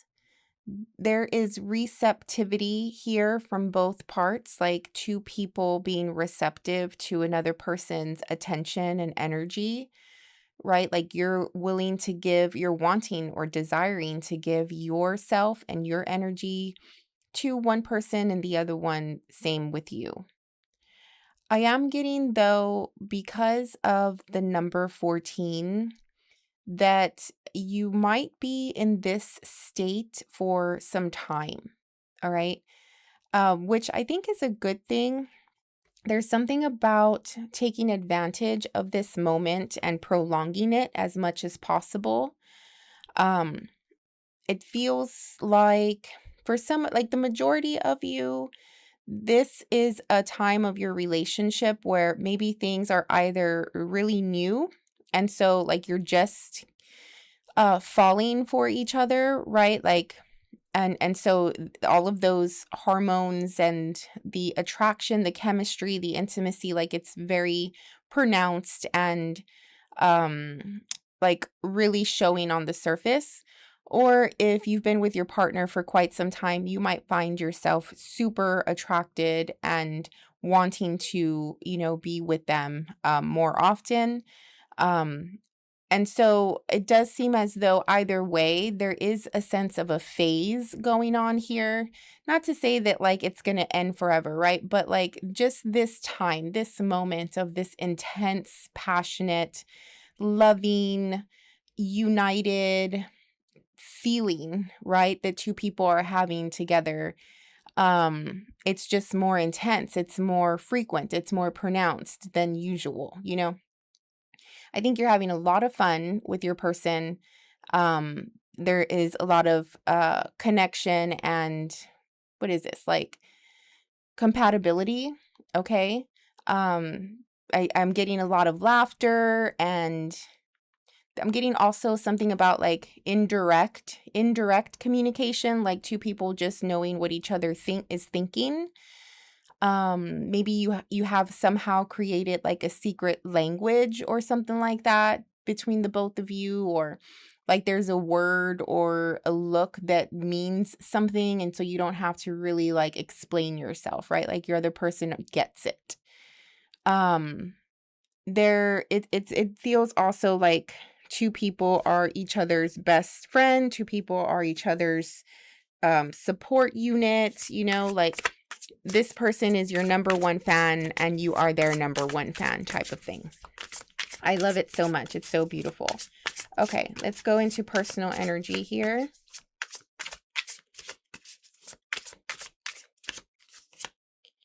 King of Wands, male or female. Yeah, there's a lot of sexual energy that can come through with the King of Wands archetype. Very, very passionate. All right.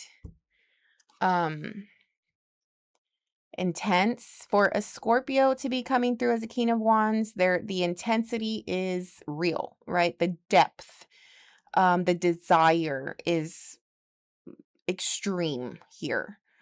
I do feel that this relationship or this phase that you're in, whether not even just the relationship, right? Not even just the connection, but the overall phase of your life right now, is meant for shedding and growth. Shedding the old here with the snake imagery.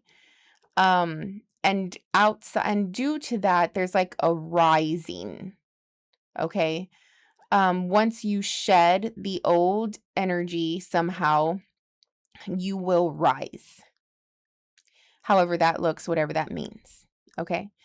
But definite transformation and cycles here with the snake as well. You also have the moon and Mars on this card. So maybe your moon is in Scorpio or your Mars is in Cancer, or there's just a connection here between two people and their like synastry chart of their moon and their Mars signs. But yeah, either way, it's just like having a target. Like you feel that this person is like you're laser focused in on this person. Your energy field, it feels like a laser pointing straight at them.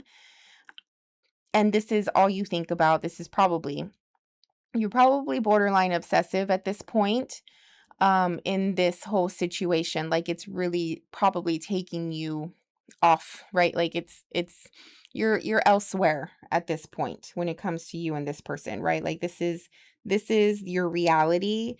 Everything else is probably just like on the outside. Maybe like if you're not careful, you can be forgetting responsibilities or forgetting things that you need to do, you know. Practice balance would be great. All right, what else? Justice. All right, so there's a karmic connection here. You probably feel that. You know that they've come into your life for a reason. During a time of shedding, during a time of transformation, a actual literal pivotal time. And they're here experiencing this with you, going through it with you. Even if you've been with this person for quite some time, right? Like this is your support person. This is the person who is going to carry you through this moment in life. There's the moon. Lovely moon. Oh, justice and the moon.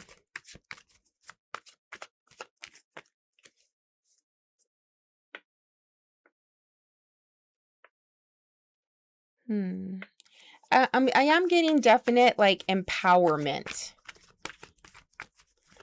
There is so much like strength coming through here, conviction. Like maybe now more than ever, you feel like you can stand up for yourself. You feel like you can stand up for what you believe in. Like there is there's more clarity to what you believe in. Like maybe before you weren't sure. You weren't sure maybe about like what you wanted. Maybe in relationship you weren't sure about what you wanted, or like your direction in life and where you were going and what you wanted to do in life, right? Like everything just maybe was just up in the air before. Um and I'm getting now you have, especially once you shed this skin here, now it's clear to you as far as like where you want your life to go, what the next journey is, what you want the next journey to look like, um the next steps, the next phase. And yes, even though you don't know exactly each and every step and each and every moment and everything you're going to experience, like obviously you don't know all of that, right? With the moon here, there is still a lot of uncertainty. Um, but you do have conviction and you have strength in your belief system. You have strength in your belief in self. It's more especially, which is really, really important for the Scorpio to really believe in self and your capability. Um, that even though things are uncertain here with the moon, you know what you're made of. You know what you bring to the table. You have the confidence and feeling empowered, right, to show up strong. At the same time, getting away from that, the justice with the 6 of cups, there is definitely an energy of past life or past in general sort of coming up again. All right. So this could be literal past person coming up again, or this could be an experience that you already had and now there's a similar experience coming through. This could be a sense of like, if this is your about this relationship or this person, maybe there is a past life connection. Um, maybe the both of you, when your souls chose to come into this world, maybe there was a sort of contract that the both of you made, okay, to go through something now at this time of your lives together. Whatever that is, whatever that looks like. 6 of Cups does also speak to children, to more innocent, pure energy. And obviously the past. I don't know. I mean, I do feel that sometimes the Scorpio can get caught up in the past, especially with the moon card being here, the moon being associated with Cancer, Cancer being the energy of past. So somehow, some way, this is coming up. The clock here as well.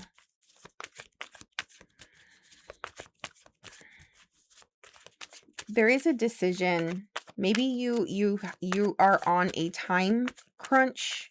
There's a time frame. There is a time limit, something like that.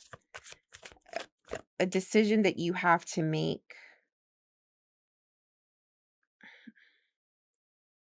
And maybe you don't want to make that decision yet.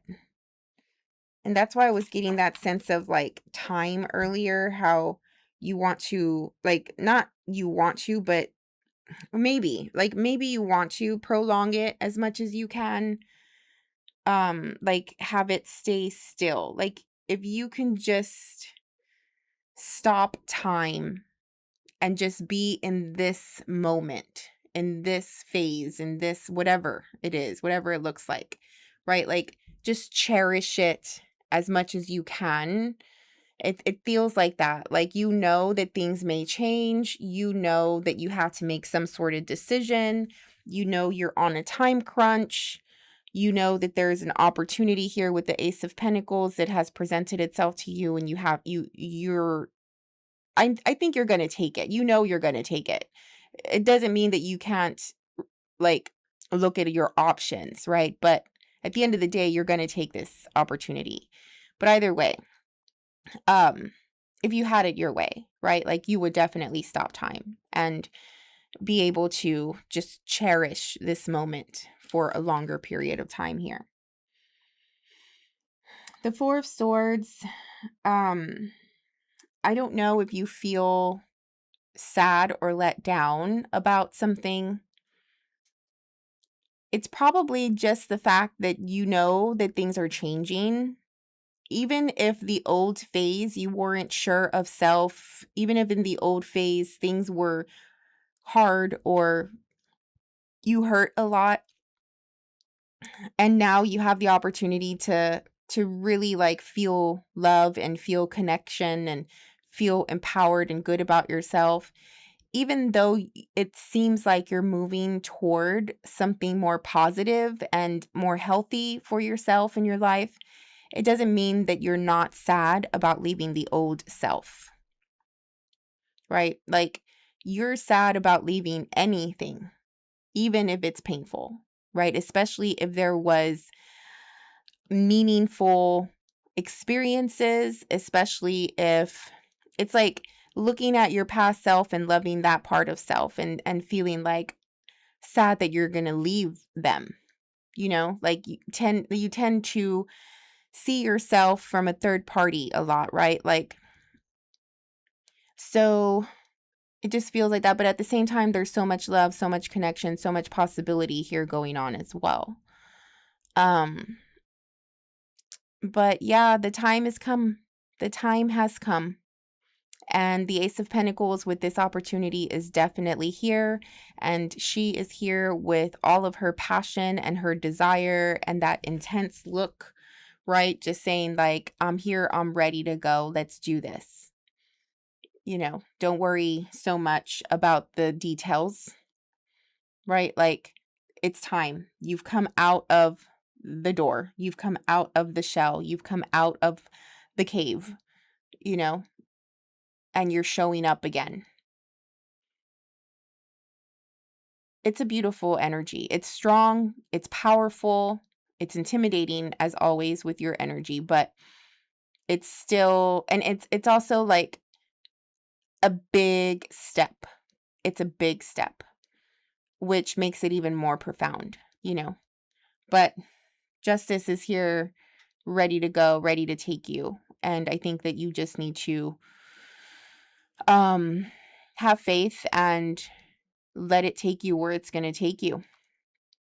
Okay? You're strong enough, you're capable enough. You know yourself more than you ever have before.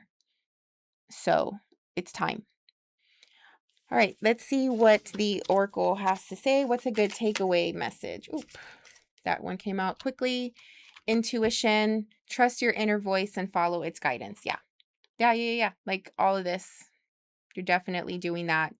Yes, you're gonna hesitate. It's not even hesitation. It's just your character. It's just your way, right? Like you're gonna look at the past. You're gonna look at what you're leaving. You're gonna talk to it and you're gonna say like thank you and I'm sorry at the same time, right? For what we went through, and talking to yourself, talking to your old self, and you know, just putting it to rest. So that way you can continue forward, right? Like you're preparing yourself to go forward. Which don't spend so much time on that, Scorpio, okay? Like have a good little ritual and then move on and take the leap. All right. Sorry if that came off as like too authoritative, but really. All right. Yeah, your intuition knows, you know what you're doing. All right, Scorpio, lovely, lovely reading. I love this so much for you. Hope you have a wonderful week and we'll see you on the next one. Bye. Okay, Sagittarius, let's get started with your reading. What's up with the Sagittarius group that I'm picking up on today, please? Who am I reading for? One card for the weekly energy. Sagittarius. One card for the Sagittarius, please. Okay. All right, so we have the number 55. It's making me feel that there's something about like needing to speak, needing to express, but you don't want anyone looking at you while you do it. It's like, I want to tell you what I want to tell you, but you can't look at me when I tell you. Or don't respond, don't say anything. Like, just let me get it out. Just let me say what I need to say. And then once I'm done, then you can say it, right? So I don't know if this is sort of like building up. This has been like a long time coming or something like that, that you've been holding on to some of these feelings or thoughts. I also am getting a net energy of things like you doing something in the background. Okay, so definitely a concept of not being seen, however that looks, right? At this time, if you are listening to this reading in August, when I'm recording it, the sun is in Leo, right? So at this time of year, there's always an element of being seen and on like sort of a platform for a lot of people, especially another fire sign like yourself. So I don't know if this is just like a phase or something that's happening at this time of your life where you have the need to like come out and speak up, come out and show self. Um so it's like preparing or getting ready to do that. I do think that what you have to say is profound. What you have to say has a lot of meaning. I think that you've been taking this thing seriously. You have, thought it through very well. And it almost feels like it's taking a lot of guts for you to come out and say the thing or to come out and show yourself. Okay.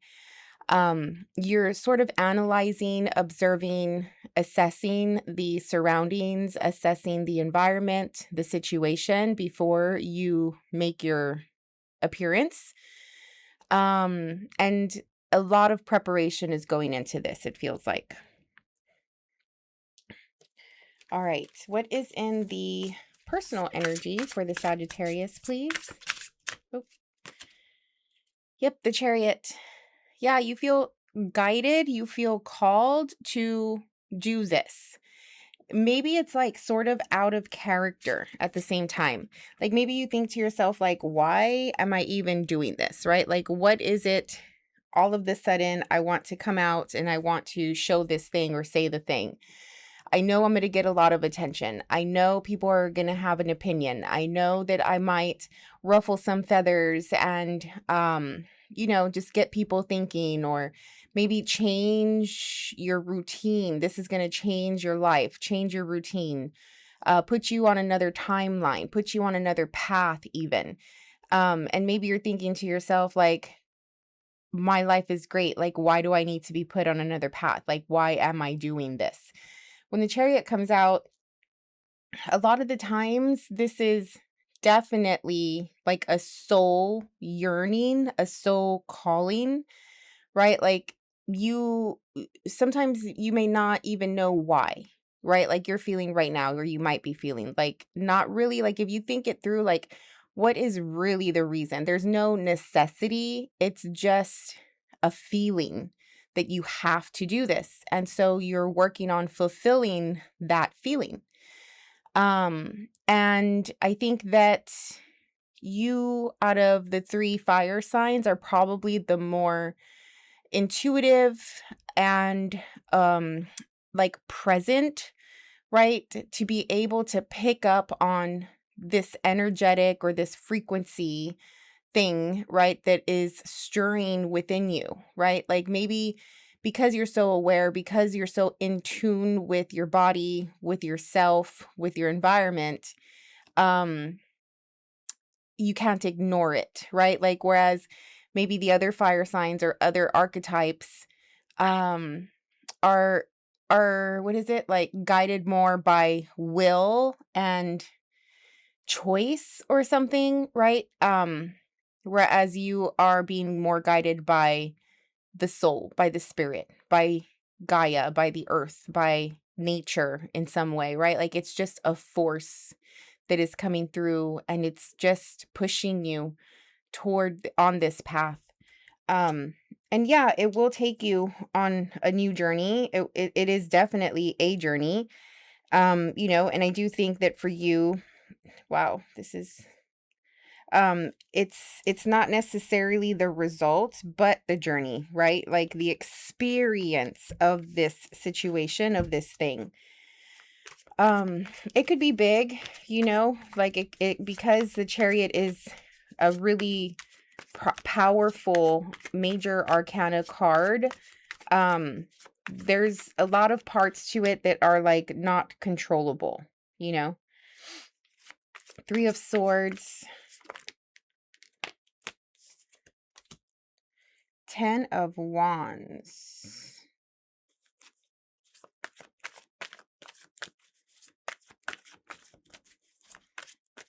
heavy energy here,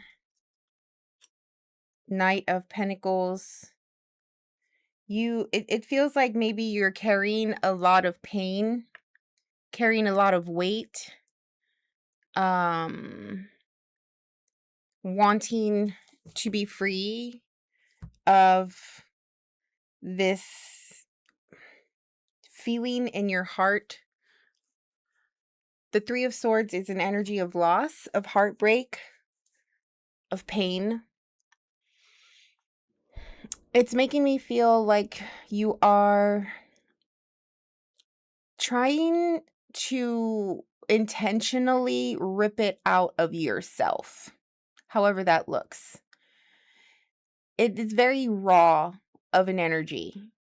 Like you're so aware that this is happening and that you're doing this, right? Like you've managed to compartmentalize the pain and face it, right? It's almost like if you're taking the ball of the pain out of your heart, out of your body, right? Like it's making me feel like that, like you're grabbing it and you're just pulling it out of self, you know, and getting rid of it, doing away with it, which is also making me feel like at the same time, even if it's a positive thing for you to be healing, there may be a sense of sadness and loss that you are losing the pain as well. Does that make sense? Like maybe you're thinking to yourself, like, how is it that I no longer hurt?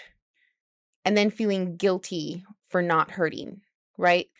Like maybe you've been so used to hurting your entire life for whatever reason that now you have gone on this new path, or you're approaching, you know, this new path.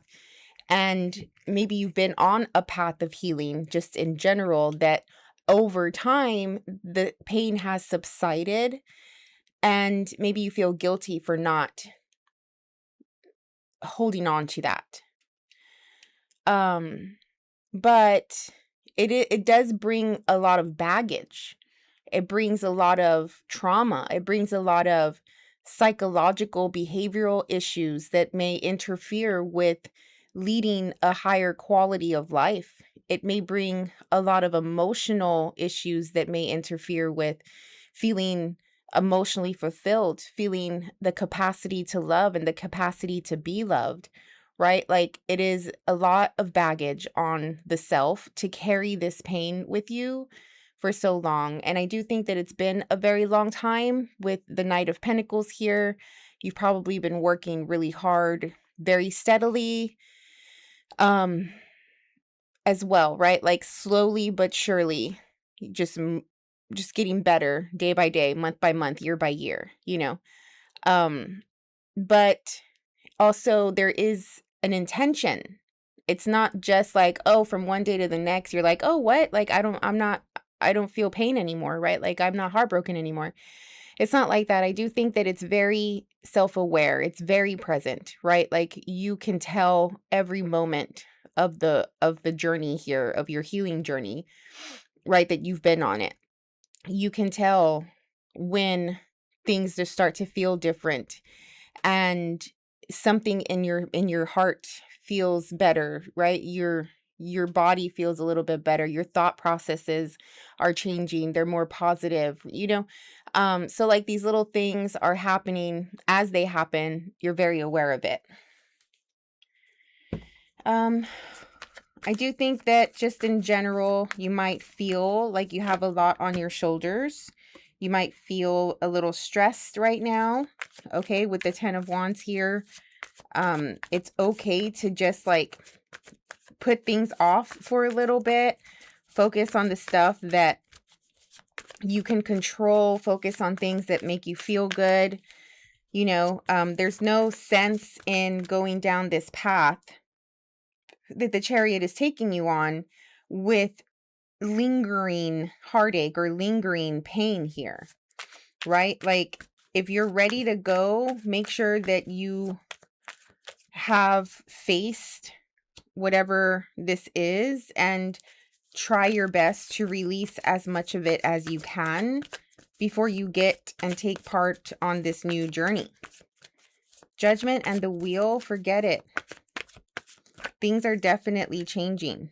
A cycle here is ending with the 10 of Swords. And like I said, it feels not just guided, but also uncontrollable. Like the momentum is already going. The wheel is already spinning. It's like a tire, when it's rolling really fast, right? Like down the highway, like you can't really stop it. It's already going, right? Like it feels very much like that. Like things are happening already. Okay. So the best thing you can do is focus on what you can control. The best thing you can do is be aware enough that you need to release some of the baggage and let things just stay behind. Okay, this could be people, this could be situations, this could be belief systems, behaviors, patterns, right? That just are not a part of where you're going anymore. Those things are not in your best interest where it is that you're going. They're actually like irrelevant to where you're going. It's not necessary. Some of these things are not necessary there in that area, in that spot. Like you can literally see that you're going into a portal here. Right? And I understand that there is somebody looking back. And this could be that energy of feeling guilty that you're releasing the pain and you're not going to carry it along with you. But there are ways to honor your experiences, honor the past without having it be real and like just alive within you. Do you know what I mean? It's heavy, it's not an easy situation for you to be going through. Like even from the get-go, it felt like you were bracing yourself for something here. But I do think you wouldn't be doing it for no reason with the Knight of Pentacles. You wouldn't be doing it if you knew that it wasn't going to pay off in some way. You wouldn't be doing it if it didn't feel right. If it didn't feel like your calling, like your purpose, right? Like the things that you do need to have purpose. You won't do it if it doesn't. So trust in that, develop a better relationship if you don't have one already with the universe, with spirit, with the earth, whatever it is. So that way you have a really nice, like strong anchor to reality as you are moving down this path. To have faith and trust that you'll be okay, that you're going to land where you need to land. Things will turn out how they're supposed to turn out. But step one is releasing of the past and also releasing the control even of how like where you're going to end up, right? Like just have more trust. Yes, you know where you're going. you know the steps, you know the directions, right? Like if somebody were to give you a map and say, hey, turn here, exit there, go straight here, whatever, like you know the directions. But you still don't know too much about the result or the outcome. Do you know what I mean? And that's where the trust and the faith need to come in. Okay. All right, let's see. What is a good takeaway message for the Sagittarius, please? Peace. Cultivate inner peace regardless of external circumstances. Yeah. This is the healing, the release, the burning of the chaos, the toxicity, the baggage, anything that is not cultivating this in your life, you know, definitely going toward that. And it feels like a big step. It feels a little overwhelming because maybe this is all you've ever known. So the idea of like, can I achieve this? Can I really have this in my life? Yes, you can. I promise you, you can. Okay. But it does take intention and like intentional action, right? To get here. But you know, slowly, don't rush, take your time with the Knight of Pentacles, be smart, be practical. And then, like I said, right? Like trust and faith are going to get you far. All right, Sagittarius, I hope that helped and you got something out of that reading. Best of luck to you. Hope everything works out and turns out amazing. We'll see you on the next one. Bye. Hey Capricorn, welcome into your reading. Let's get started and see what is coming through for you this week. One card for the Capricorn. Capricorn, please. One card for the group of Capricorns that I'm reading for today. All right, so you have the number 73. Okay. Let's see what I'm getting from this one. I feel very friendly energy. It feels like you're having conversation. Maybe you're getting to know somebody a little bit better. Maybe you're also getting to know your environment a little bit better, like the people around you. Maybe you're in a new environment. It does feel like you're the new person there, okay? I think that you belong there. I think that you've been preparing to be there, to go there. But there's also a sense of like standing out because for some reason you're a little different. It also feels like because this is new to you, you didn't know, like you were preparing, but you didn't have all of the information as far as like what you needed or how you needed to show up. So you just tried your best. You tried your best and you hoped that it would turn out. You hoped that you would be enough. You're hoping that you are enough.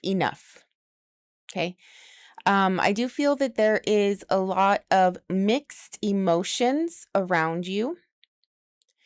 Maybe it's because you're still new to this place or to this group of people that they are trying to get to know you a little bit better. I do think that you're open to it, right? Like it's not like if you're opposed to having these conversations and getting to know people and having them know you, but it doesn't mean that you're just disclosing everything all at once or like you're just it's almost as though you have to wait to be asked, right? Like or you're choosing that. Like you're not going to just spill all of your information. If they ask you, then you'll say. If they ask you, you'll respond. You know, if they want to talk about something, you'll talk about it.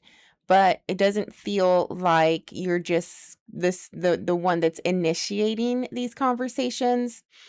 You know that people around you in this group, in this environment are trying to get to know you. So you're anticipating that, right? Like you're anticipating what comes with that.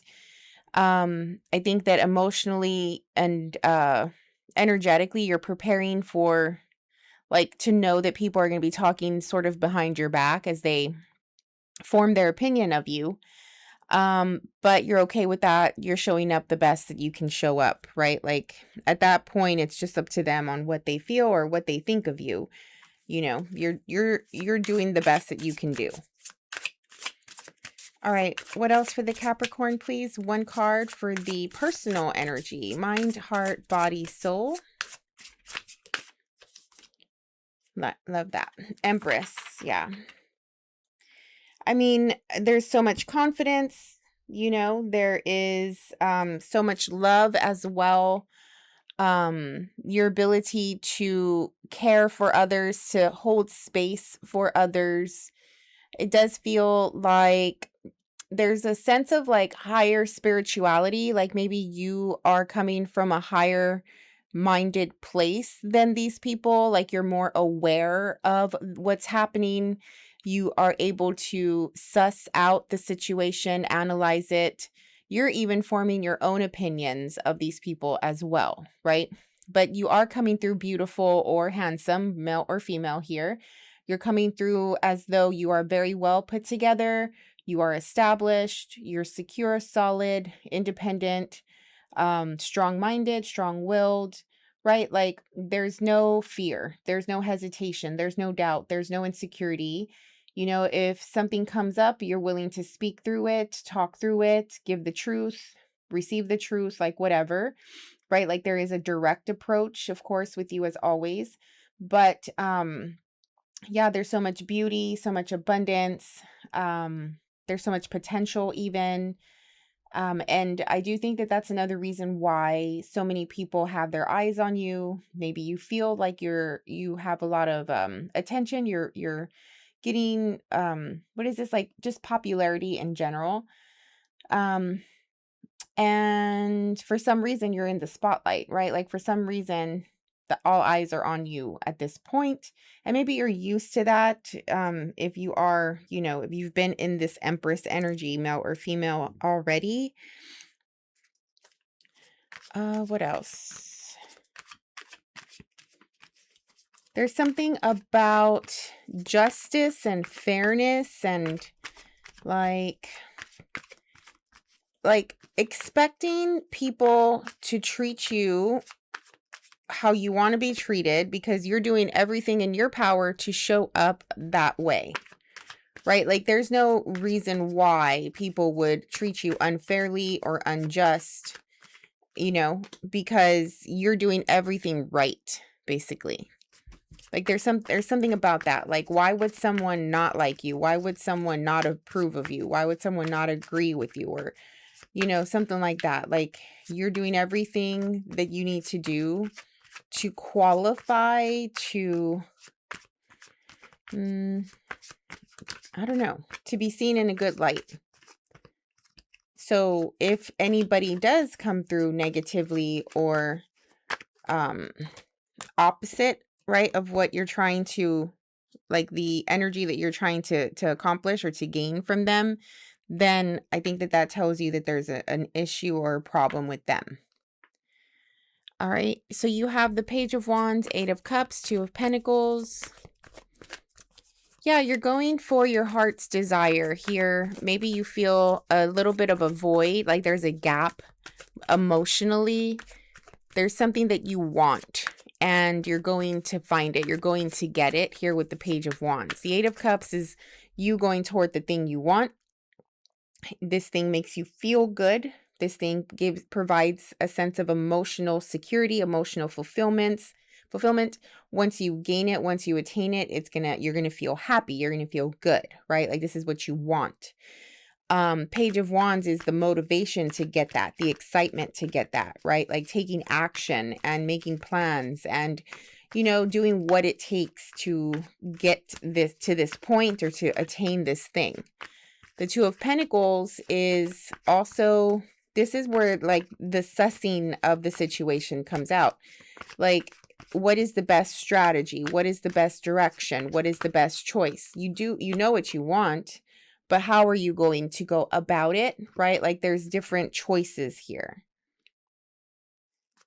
Seven of Cups, so Eight of Cups, Seven of Cups. Yeah, as far as different choices, and the card of different choices comes out with the Seven of Cups. Okay. 10 of Swords. Yeah, there is a choice that you need to make. Okay, so this is one of like the bigger messages of this reading, is that you have to make a choice. Yes, at one point, and maybe still to this day, there are options, right? Whether that's options in like how to get what you want, or options in what you want comes in different faces and different varieties. So you have to pick one, but somehow, some way, there's options. There's different directions that you can take. But at some point this week, or at some point soon, these options are going to end. Okay, you're not going to have an option anymore.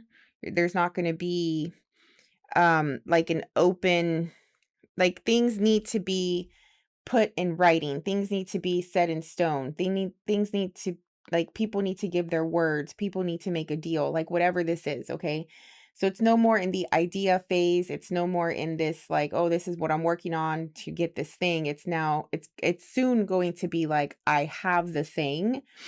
And once you have the thing, all of the open freedom to choose is gone. The open freedom to go in different paths is gone. The open freedom to go about it in a certain way or have different strategy is gone. Okay, like you have to pick on one path, pick one thing to go toward, and that's what you're going to go toward. And once that happens, things start to form, things start to change, things start to come together and develop even more.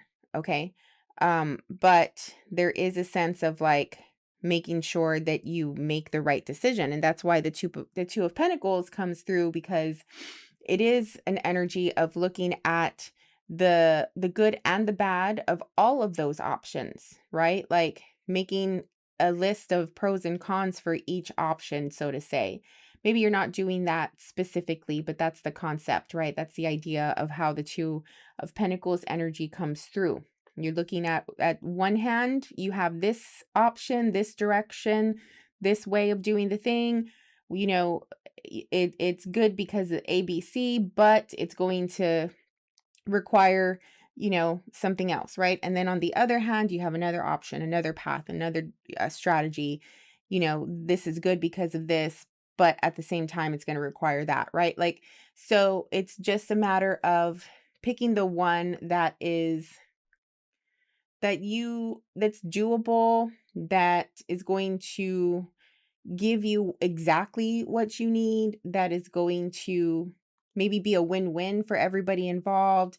Maybe picking the direction that is best for you, because I do feel like you have a lot of people that you have to think about, which may be causing this, right? Like if you didn't have to think about other people's opinions, or influenced, like be influenced by other people or whatever, then maybe you know what exactly you want and how you want it.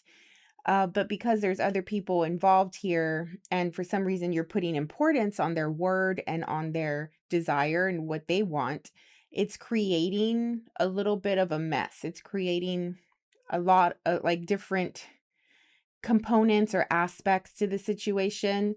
So it's making it just a little bit more difficult or challenging for you to pick. What's the takeaway message for the Capricorn, please? I think at the end of the day, I will always advocate for somebody just doing what they want, right? If it hurts another person, then a conversation needs to happen. You don't just want to do something without having the conversation if you know it's going to impact somebody negatively. And of course, it's always okay to compromise or whatever. But if you're really struggling, even finding a compromise, like that's not something that you are content with. You feel that even, you know, going like doing the compromising way is going to like make you feel like you're settling, then I mean, you need to do what's in your heart, right? Like you need to have these conversations. If this involves you and only you, or this belongs to you or something like that, then thank you everybody else for giving me your opinion. You know, I heard you, I understand why, blah, blah, blah, but this is what I'm doing, right? And just having the conversation instead of like doing it behind their back, or instead of stressing yourself out, because you're trying to find a way that pleases every single person. And the worst case scenario, not doing what you want because you are thinking about everybody else, right? Like if you're stuck and you're trying to pick, at the end of the day, just go with what you want. Okay. Yeah. There it is. Love yourself. Self-love is the foundation of attracting love from others. Okay. There is a sense of like self-respect, like if this is a case of like there's higher ups, authorities, people who you admire, people who you highly respect, and you want them to see you in a good light or something like that. If you're not just showing up authentically, having a sense of like dignity and self-respect, and you're just doing what they want, right? Like I feel like that's going to put you back, right? Like that's going to be to your detriment, like for you to just put yourself aside and do whatever they want or be whatever they want, right? Like I think that by doing what you want, like I said earlier, it's showing a sense of like self-respect, that and what is it, like a sense of self security. Like there's no insecurity, right, when you are putting your foot down and you're just coming, like standing up for what you believe in, or I don't know, like not compromising, I guess, right? Like maybe these people will see that eventually and know like, hey, like this person has their own will, strong-minded, I respect that. Instead of you just putting yourself aside and saying yes to their every whim, which they can end up losing respect for you in the end. Okay.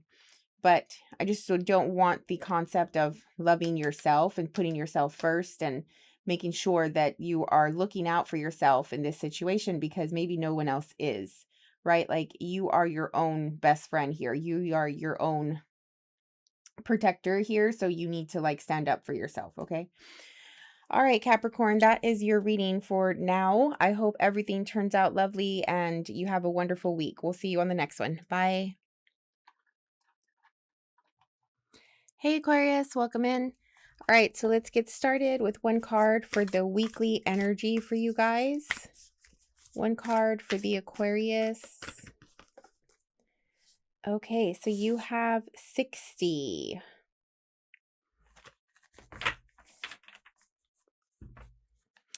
I feel like there's a little bit of a disconnection here. It feels like two people think that there's a connection, or maybe like each person has their own perception of what this connection is, and the other person thinks of it in a very different way. All right, so I am getting something like you guys don't really know where you stand, but there is like an assumption, or yeah, it just feels like, oh, like somebody here is like confident that they know, but there's so much to uncover. There's so much more to know. I'm also getting something about people looking good on paper. Like somebody clicks all the check marks, or you click all their check marks, or it just works. It just looks good. It's just supposed to be, right? Like why not, right? Like we're compatible. We're from the same environment. We're from the same background. Maybe our families have known each other forever, or we've known, we went to school together, like whatever. You like the same things. So there's a lot of like on the surface stuff that maybe is that you guys find compatible to one another. But then at the same time, if you only knew that there's like so much more that you need to know or discover about each other. I also feel a little bit of like one-sided love or one-sided interest. I feel like somebody is like too into another person and the other person just feels like it's a little clingy. All right. Like if only the other person was not so close, then maybe it would work, or one person will feel better about it. But it's I don't know, there needs to be breathing room, there needs to be space, there needs to be time, to develop as individuals, so that way you can you know, somehow grow a stronger bond. But yeah, I don't know. It's like, I'm also getting something about it having what is this? I don't know how I feel about saying this, but I'm gonna say it anyway because it's coming through. But there is like a mark. There's a mark on this connection. Well, obviously, right, with the red. Do you know what I mean? Like some sort of like spiritual, energetic thing going on here. It's almost as though somebody, whether that's like a universal being or an entity like a spirit or higher being, or even somehow, some way in the 3D, and there's like another person involved who has marked this relationship. Maybe somebody called it, like told you, like, I called it, I knew it. Or other people have like put just negative intentions, negative thoughts toward you and your person. Because it is almost like it's supposed to be good, right? Why isn't it good? Right? Like you guys started off really strong. You guys started off liking each other. Like, what's the problem?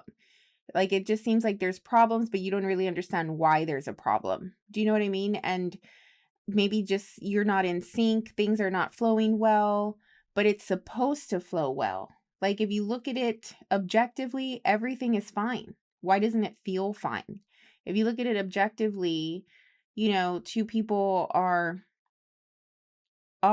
good for one another. Why isn't it working out then, right?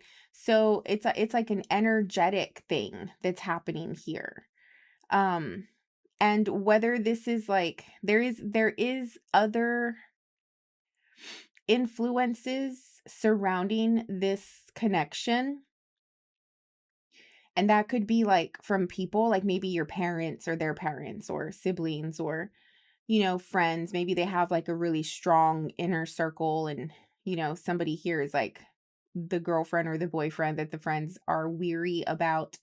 Things like that. Like there's just, it essentially is like third party energy, but like of just people that are involved in each other's lives, if that makes sense, right? So if you take out all of those people and you just focus on one another, does the relationship get better without everybody else's opinion, without everybody else's expectations? So it's something to work on, something to think about. Okay. One card for the personal energy for the Aquarius, mind, heart, body, soul. Page of Swords. Yeah, there's some talking here. And even though communication needs to come through, and maybe it is coming through, it's not coming through at the caliber that it has to, because this is a page. There's a lot of truth and curiosity. There's a lot of curiosity. And look at the imagery. Like the similarity between the two here. There's definitely something about this three-sided thing. Definitely something about you, them, and another, right? Meaning the influences that are around you, that are surrounding you, the energy that's surrounding you, you know, the intentions of others that are surrounding you. Like why do the both of you have to be so involved with other people, and why are other people so involved with you, right? Like it's unnecessary at this point.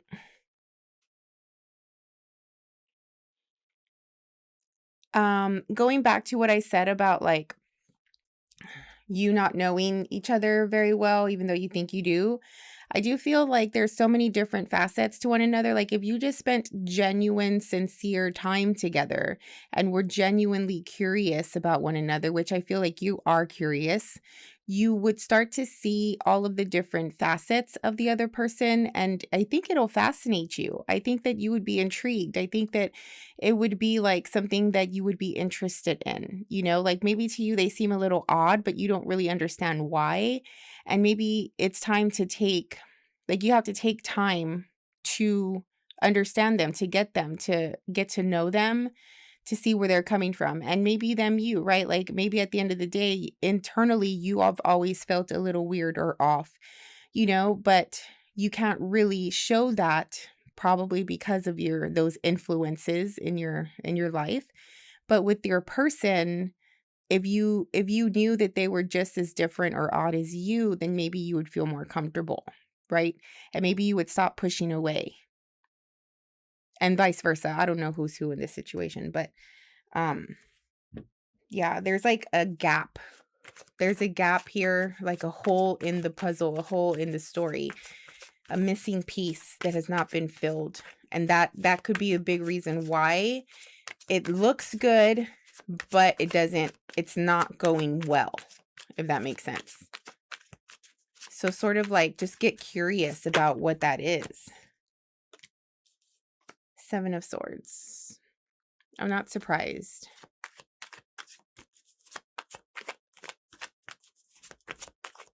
Somebody wants to get away.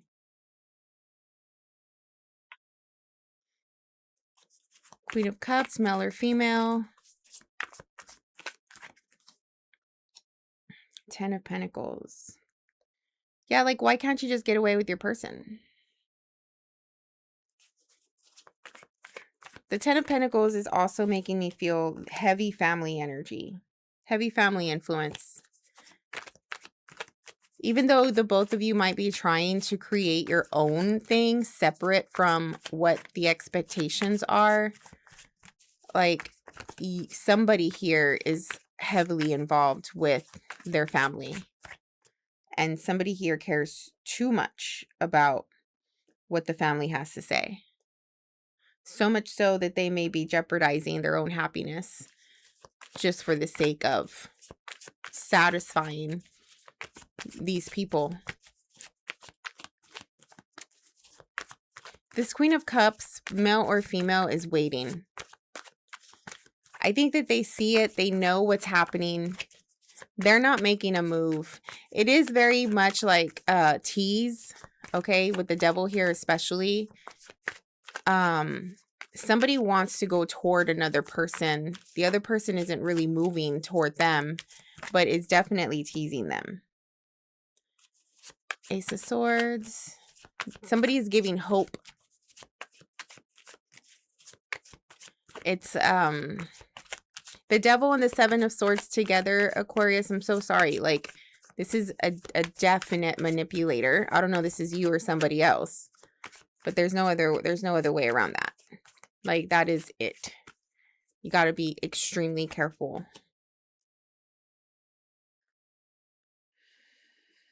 The Ace of Swords is here trying to get the truth to the situation, and get some answers. But like I said, there is a gap or an inexperience in finding these answers here with the Page of Swords.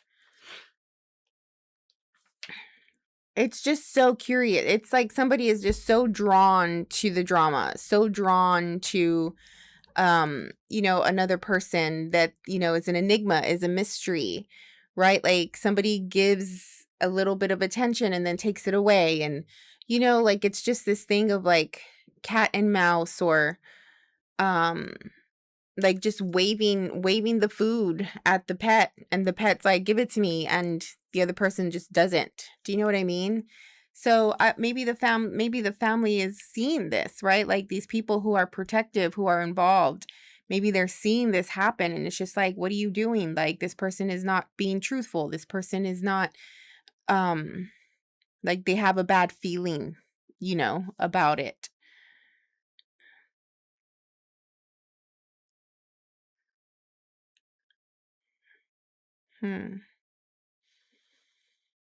I think that there could be like an age gap. I think there's an experience gap. I think that somebody is able to just sort of play games with another person. Somebody has material resources. Somebody is materially and financially stable. Somebody has like a really I don't know if this is like a legacy thing, like their family is well off or they're just well off themselves. And it's just like, I have all of this. Like, why can't you come toward me? I can give you this life. I can provide for you. I can love you. I can, do whatever you want. And the other person is like just sort of playing this damsel in distress type of thing, but all the while they know what they're doing. Okay. There's a highly, highly seductive component here to somebody and their way of game playing and their way of going about it, right? Like they come off as innocent, they come off as fragile, as needing to be taken care of, needing to be protected. But at the same time, there is an emotional play at hand here. I think that the Ace of Swords, if this person, whoever is trying to find the truth, sort of just gets serious about it, about getting the truth, they'll find it. Okay.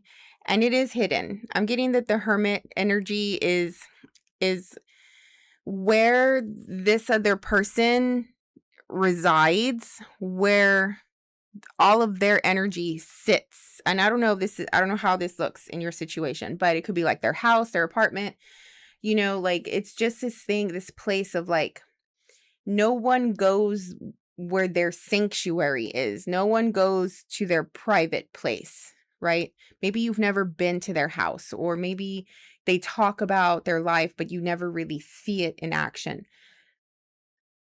Go there. Go to the place that no one ever goes. Go to the place that they are their most vulnerable, where you can really see through to the soul, to the person, wherever that is, however that looks.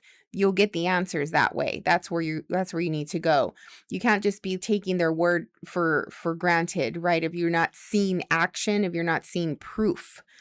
There's a lot of, like I said, manipulation. There's a lot of things that are being held back. And they're probably just trying to gain something here with the 10 of Pentacles, especially if this is like a straight up narcissist, right? Like if a narcissist is giving you attention, it's because you have something that they want, something that they, can do, right? Like typically it's like a money situation. Typically it's like, okay, well, you have your own house, right? I can live in it, you make money. Okay. You can take care of me. Right. So there is something about that you may have that this person may want. Because otherwise a narcissist or this type of person would not be giving you any attention, period. So I don't know. It's unfortunate to see this energy for you. I don't know how far it's going, right? Maybe you're just really like infatuated that maybe it doesn't matter to you, right? Like maybe you're good with it. You're good with playing the game because you find them so attractive. You find them so seductive, and you just like that feeling. I don't know.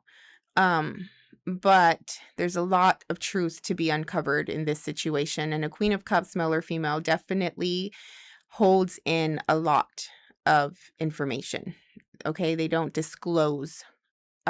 So there's a lot to learn here about this person. Let's get a good takeaway card here.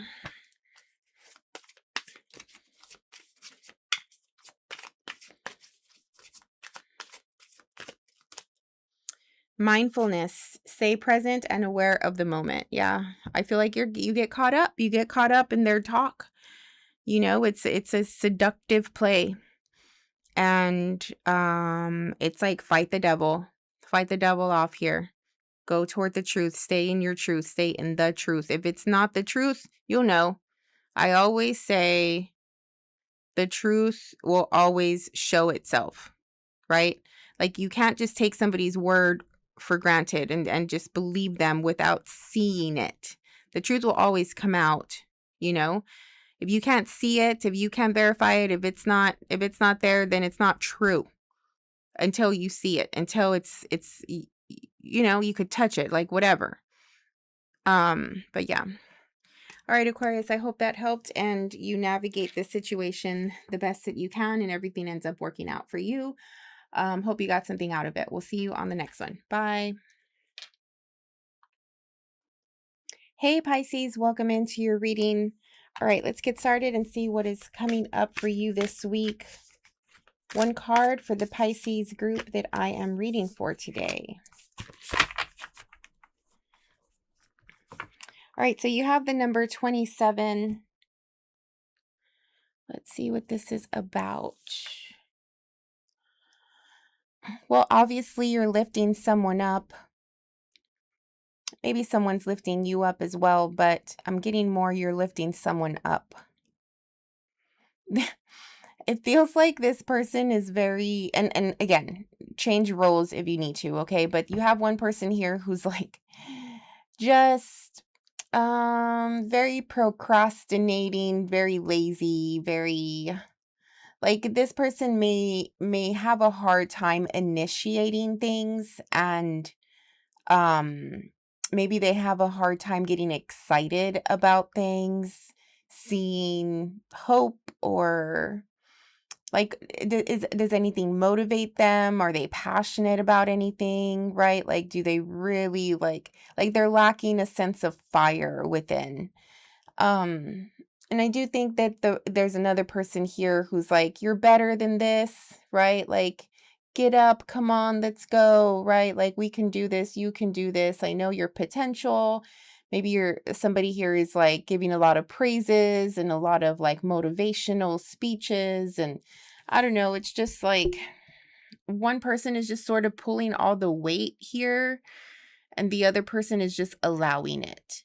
And maybe that's the dynamic, right? Like maybe one person is just more of a doer and the other person's just like, just tell me what I need to do, right? Or you make the plan, I'll follow your lead, or whatever the case is. I am getting something about health, okay? So I don't know if like you already know this about somebody in your life, or this is you going through it, but there's a definite lack of energy going on here with somebody, whether that's you or someone in your life, and there is a need to be supportive, like physically supportive for someone. I'm getting something about like anemia or thinning of the blood. But yeah, I'm also getting something about like weight, like somebody's losing a lot of weight as well. And leaving a trail, there's something about them leaving their mark, leaving a mark on your heart, or you leaving a mark on their heart. Like there's a trail, it can't be erased, it can't be deleted, it can't be undone. There's proof, there is what is this? I want to get like there's a path that's been driven on, and so it's like a path has been created because it's like over and over and over and over. Like there's repetition. I'm getting repetition of something that's creating a dent, creating a dent in what is this? No, it just feels like with so much of the same old thing, it's like a scar, right? But like metaphorically, okay? Like not literally, but maybe. But like, you know how like if you pick at a scab and like eventually over years it just becomes a dent or a hole or a mark, a scar, It's like that. Like something's just over and over. And there's like a lot of repetition and it's already left its scar. Okay. And this could be like habits, behaviors, maybe like situations that you put yourself in over and over again. It's predictable. It's, the outcome, right? Like you're always doing this, whatever this is. It's always the same thing. It always starts off the same way and it always ends the same way. It always turns out the same way. You're always the one lifting somebody else up, it feels like, with this card here. And for some reason, you always find people, and it doesn't have to be romantic. It could be friendships. It could be family members, co-workers, just in general. But for some reason, for like, I don't know, like you just attract it, right? Like you put yourself in these situations where it's you that has to take care of things. It's you that has to, be the supporting role, or you know, whatever. But anyway, we'll see. Okay, Ace of Wands, love this. This is your personal energy. So there's a lot of energy coming through here, a lot of passion, a lot of excitement, taking action, initiation, physical exercise, physical movement, feeling very idealistic and optimistic. It does seem as though you have your eye on a prize. It seems like this thing, you clearly see it. The vision is there for sure. Okay, like the idea is there, the vision is there. And you are working your magic, it feels like you have like you know how to get this make this happen, basically. You know how to make it happen. And you're just working on that and you're super excited about that. All right, but it is new. Okay, it's a new thing. And you're feeling really passionate about it. I don't know if you necessarily have done this specific thing before, but you know how to get things done. And so therefore you are working your magic. I keep hearing like working your magic. So, yeah. And the magic, like it involves heat in some way. I don't know. I'm feeling like it involves heat. So whether that's, it involves fire, it involves passion, intensity. Yeah, it's something like that. What is this that I'm feeling?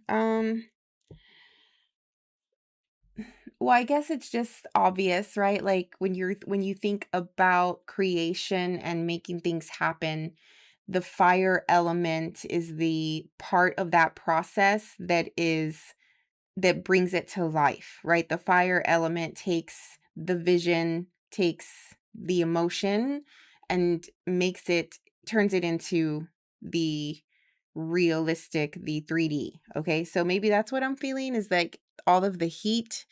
It's because all of the fire energy that is taking place. And when I say fire energy, that means taking action, doing something about it, not just talking about it, not just daydreaming about it, but actually doing it. Okay, so you have the 7 of Cups. Got a lot of options here, but I always caution with this card in a Pisces reading, because you're already like the type to romanticize a situation, and the 7 of Cups is the card of romanticizing. Okay, so there's something about that. You got the World, something's coming to full circle. 9 of Swords. You're worried. You're worried that this thing is going to end up like all the others. You're worried that this is the same old pattern, same old thing that you always go through. Okay. Oh, this card stayed 4 of Cups at the bottom. Yeah. Well, I mean, it's up to you. It's literally up to you. Because I do think that you're aware of this pattern that you have. And like, if you're aware of it, like, it's obvious already. It's obvious to you. You know your life, right? Like, you know that things turn out a certain way, you know, because they always do. So then why not change it? Right? Like the 7 of Cups is here. Yes, you're romanticizing. Yes, you're in La La Land. Yes, you have the rose-colored glasses on and you do all the Pisces things. But the 7 of Cups also talks about options. Okay? Different choices, like picking something else. If you imagine 7 cups and each cup is a different choice, a different possibility, why do you always go for the same one? Right? Like, you can pick another one, try it, see what happens. And that's the way you get out of the pattern. That's the way you end a cycle. You know, the world is here. Yes, it definitely talks about cycles ending, but I often see this as the cycle is coming to an end. At some point, you have the choice to either do another round of the cycle or start a new cycle altogether. Excuse me. Right? Like jump out of the wheel, right? If you imagine the cycle being a constant turning wheel, you know, you can get out of the wheel and jump out of it instead of just staying on the, what is it? Like the wheel that the mouse runs on. I forget what they're called. So yeah, you're definitely worried with the Nine of Swords here that this is ending or this is changing or it's going to turn out how it always does. Seven of Wands is creating some tension. King of Wands is already frustrated. King of Wands is like, why can't this just work out? Why can't this just be great? Why can't I make it happen? I do think you're the King of Wands, male or female, because you have the Ace of Wands over here, and it's just an energy of a doer, okay? And there's some impatience, right? Like not really understanding why this is all happening. Why can't something just be good? Why can't something just end well? Why can't something just last? Why can't something turn out positive, turn out in my favor? Like, you know, all these thoughts. So there is a little bit of like frustration and tension going on here. You could also be experiencing like sexual tension as well. I'm getting Page of Swords. There's communication and there's probably talks about it, but not to the level that there needs to be. I'm getting very much like beating around the bush and a little wishy-washy energy. If there was actual mature, grown-up, authentic, truthful communication, this Page of Swords would be a King of Swords or a Queen of Swords. But this person that you're dealing with is a Page of Swords, and they're not communicating very effectively here. And it's probably frustrating the heck out of you, okay? I mean, although you are very much a dreamer and you have a lot of hope and you see the good, you still require truth. You still require someone to show up in all of their authenticity without any masks, right? Because that's how you show up, and you can see through. You can see through any mask. You can see through any surface level situation. And it does feel, especially with the Seven of Wands here, that there's some tension going on, and you probably feel that there's like surface level stuff happening. And it's like, why does it always happen like that? And I get it. I get it. Because for a person like you, who your standard is for someone to always be honest no matter what, right? And not just honest, but like literally stop pretending to be something that you're not, right? You require and you expect people to not pretend to be something that they're not. And that's one of your biggest pet peeves. You don't like it, right? So this whole thing is like, why do people always turn out like that? Because most people cannot, right? They're so like they're not brave enough. They're not like there's no excuse for it, right? But like most people just can't do that. And if they do, it's with time. It's with people who are understanding, who are patient, who give them space to allow themselves to be vulnerable. If you're being too pushy and it's just like too expectational, you know, and it's just like, why can't you just be yourself and blah, blah, blah. Like you're going to push this person away, you know, and they're going to come up with excuses and they're going to try to defend themselves. And then it goes into like all of this mental, psychological behavior things going on instead of seeing to the soul of them and understanding, right? There's a reason why they are the way they are, you know, and being patient. Okay, as a King of Wands, male or female, you're probably lacking that. But yeah, it does feel like there is a lot of tension going on here, and your communication style is very different. You feel like you're in a circle, in a cycle again. You're scared it's going to turn out this. And so you have the control here. Change your reaction, change how you are dealing with this person, right? You are an adaptable sign. Adapt to them. All right. Like, you'll find the answer if you try. You'll find the way to communicate with them, the way to get them to be vulnerable, to get them to be authentic, to get them to tell you the truth. You'll find a way if you change it up and meet them where they are, instead of expecting them to meet you where you're at. Okay. All right. What is a good takeaway message for the Pisces? Okay. Pisces, please.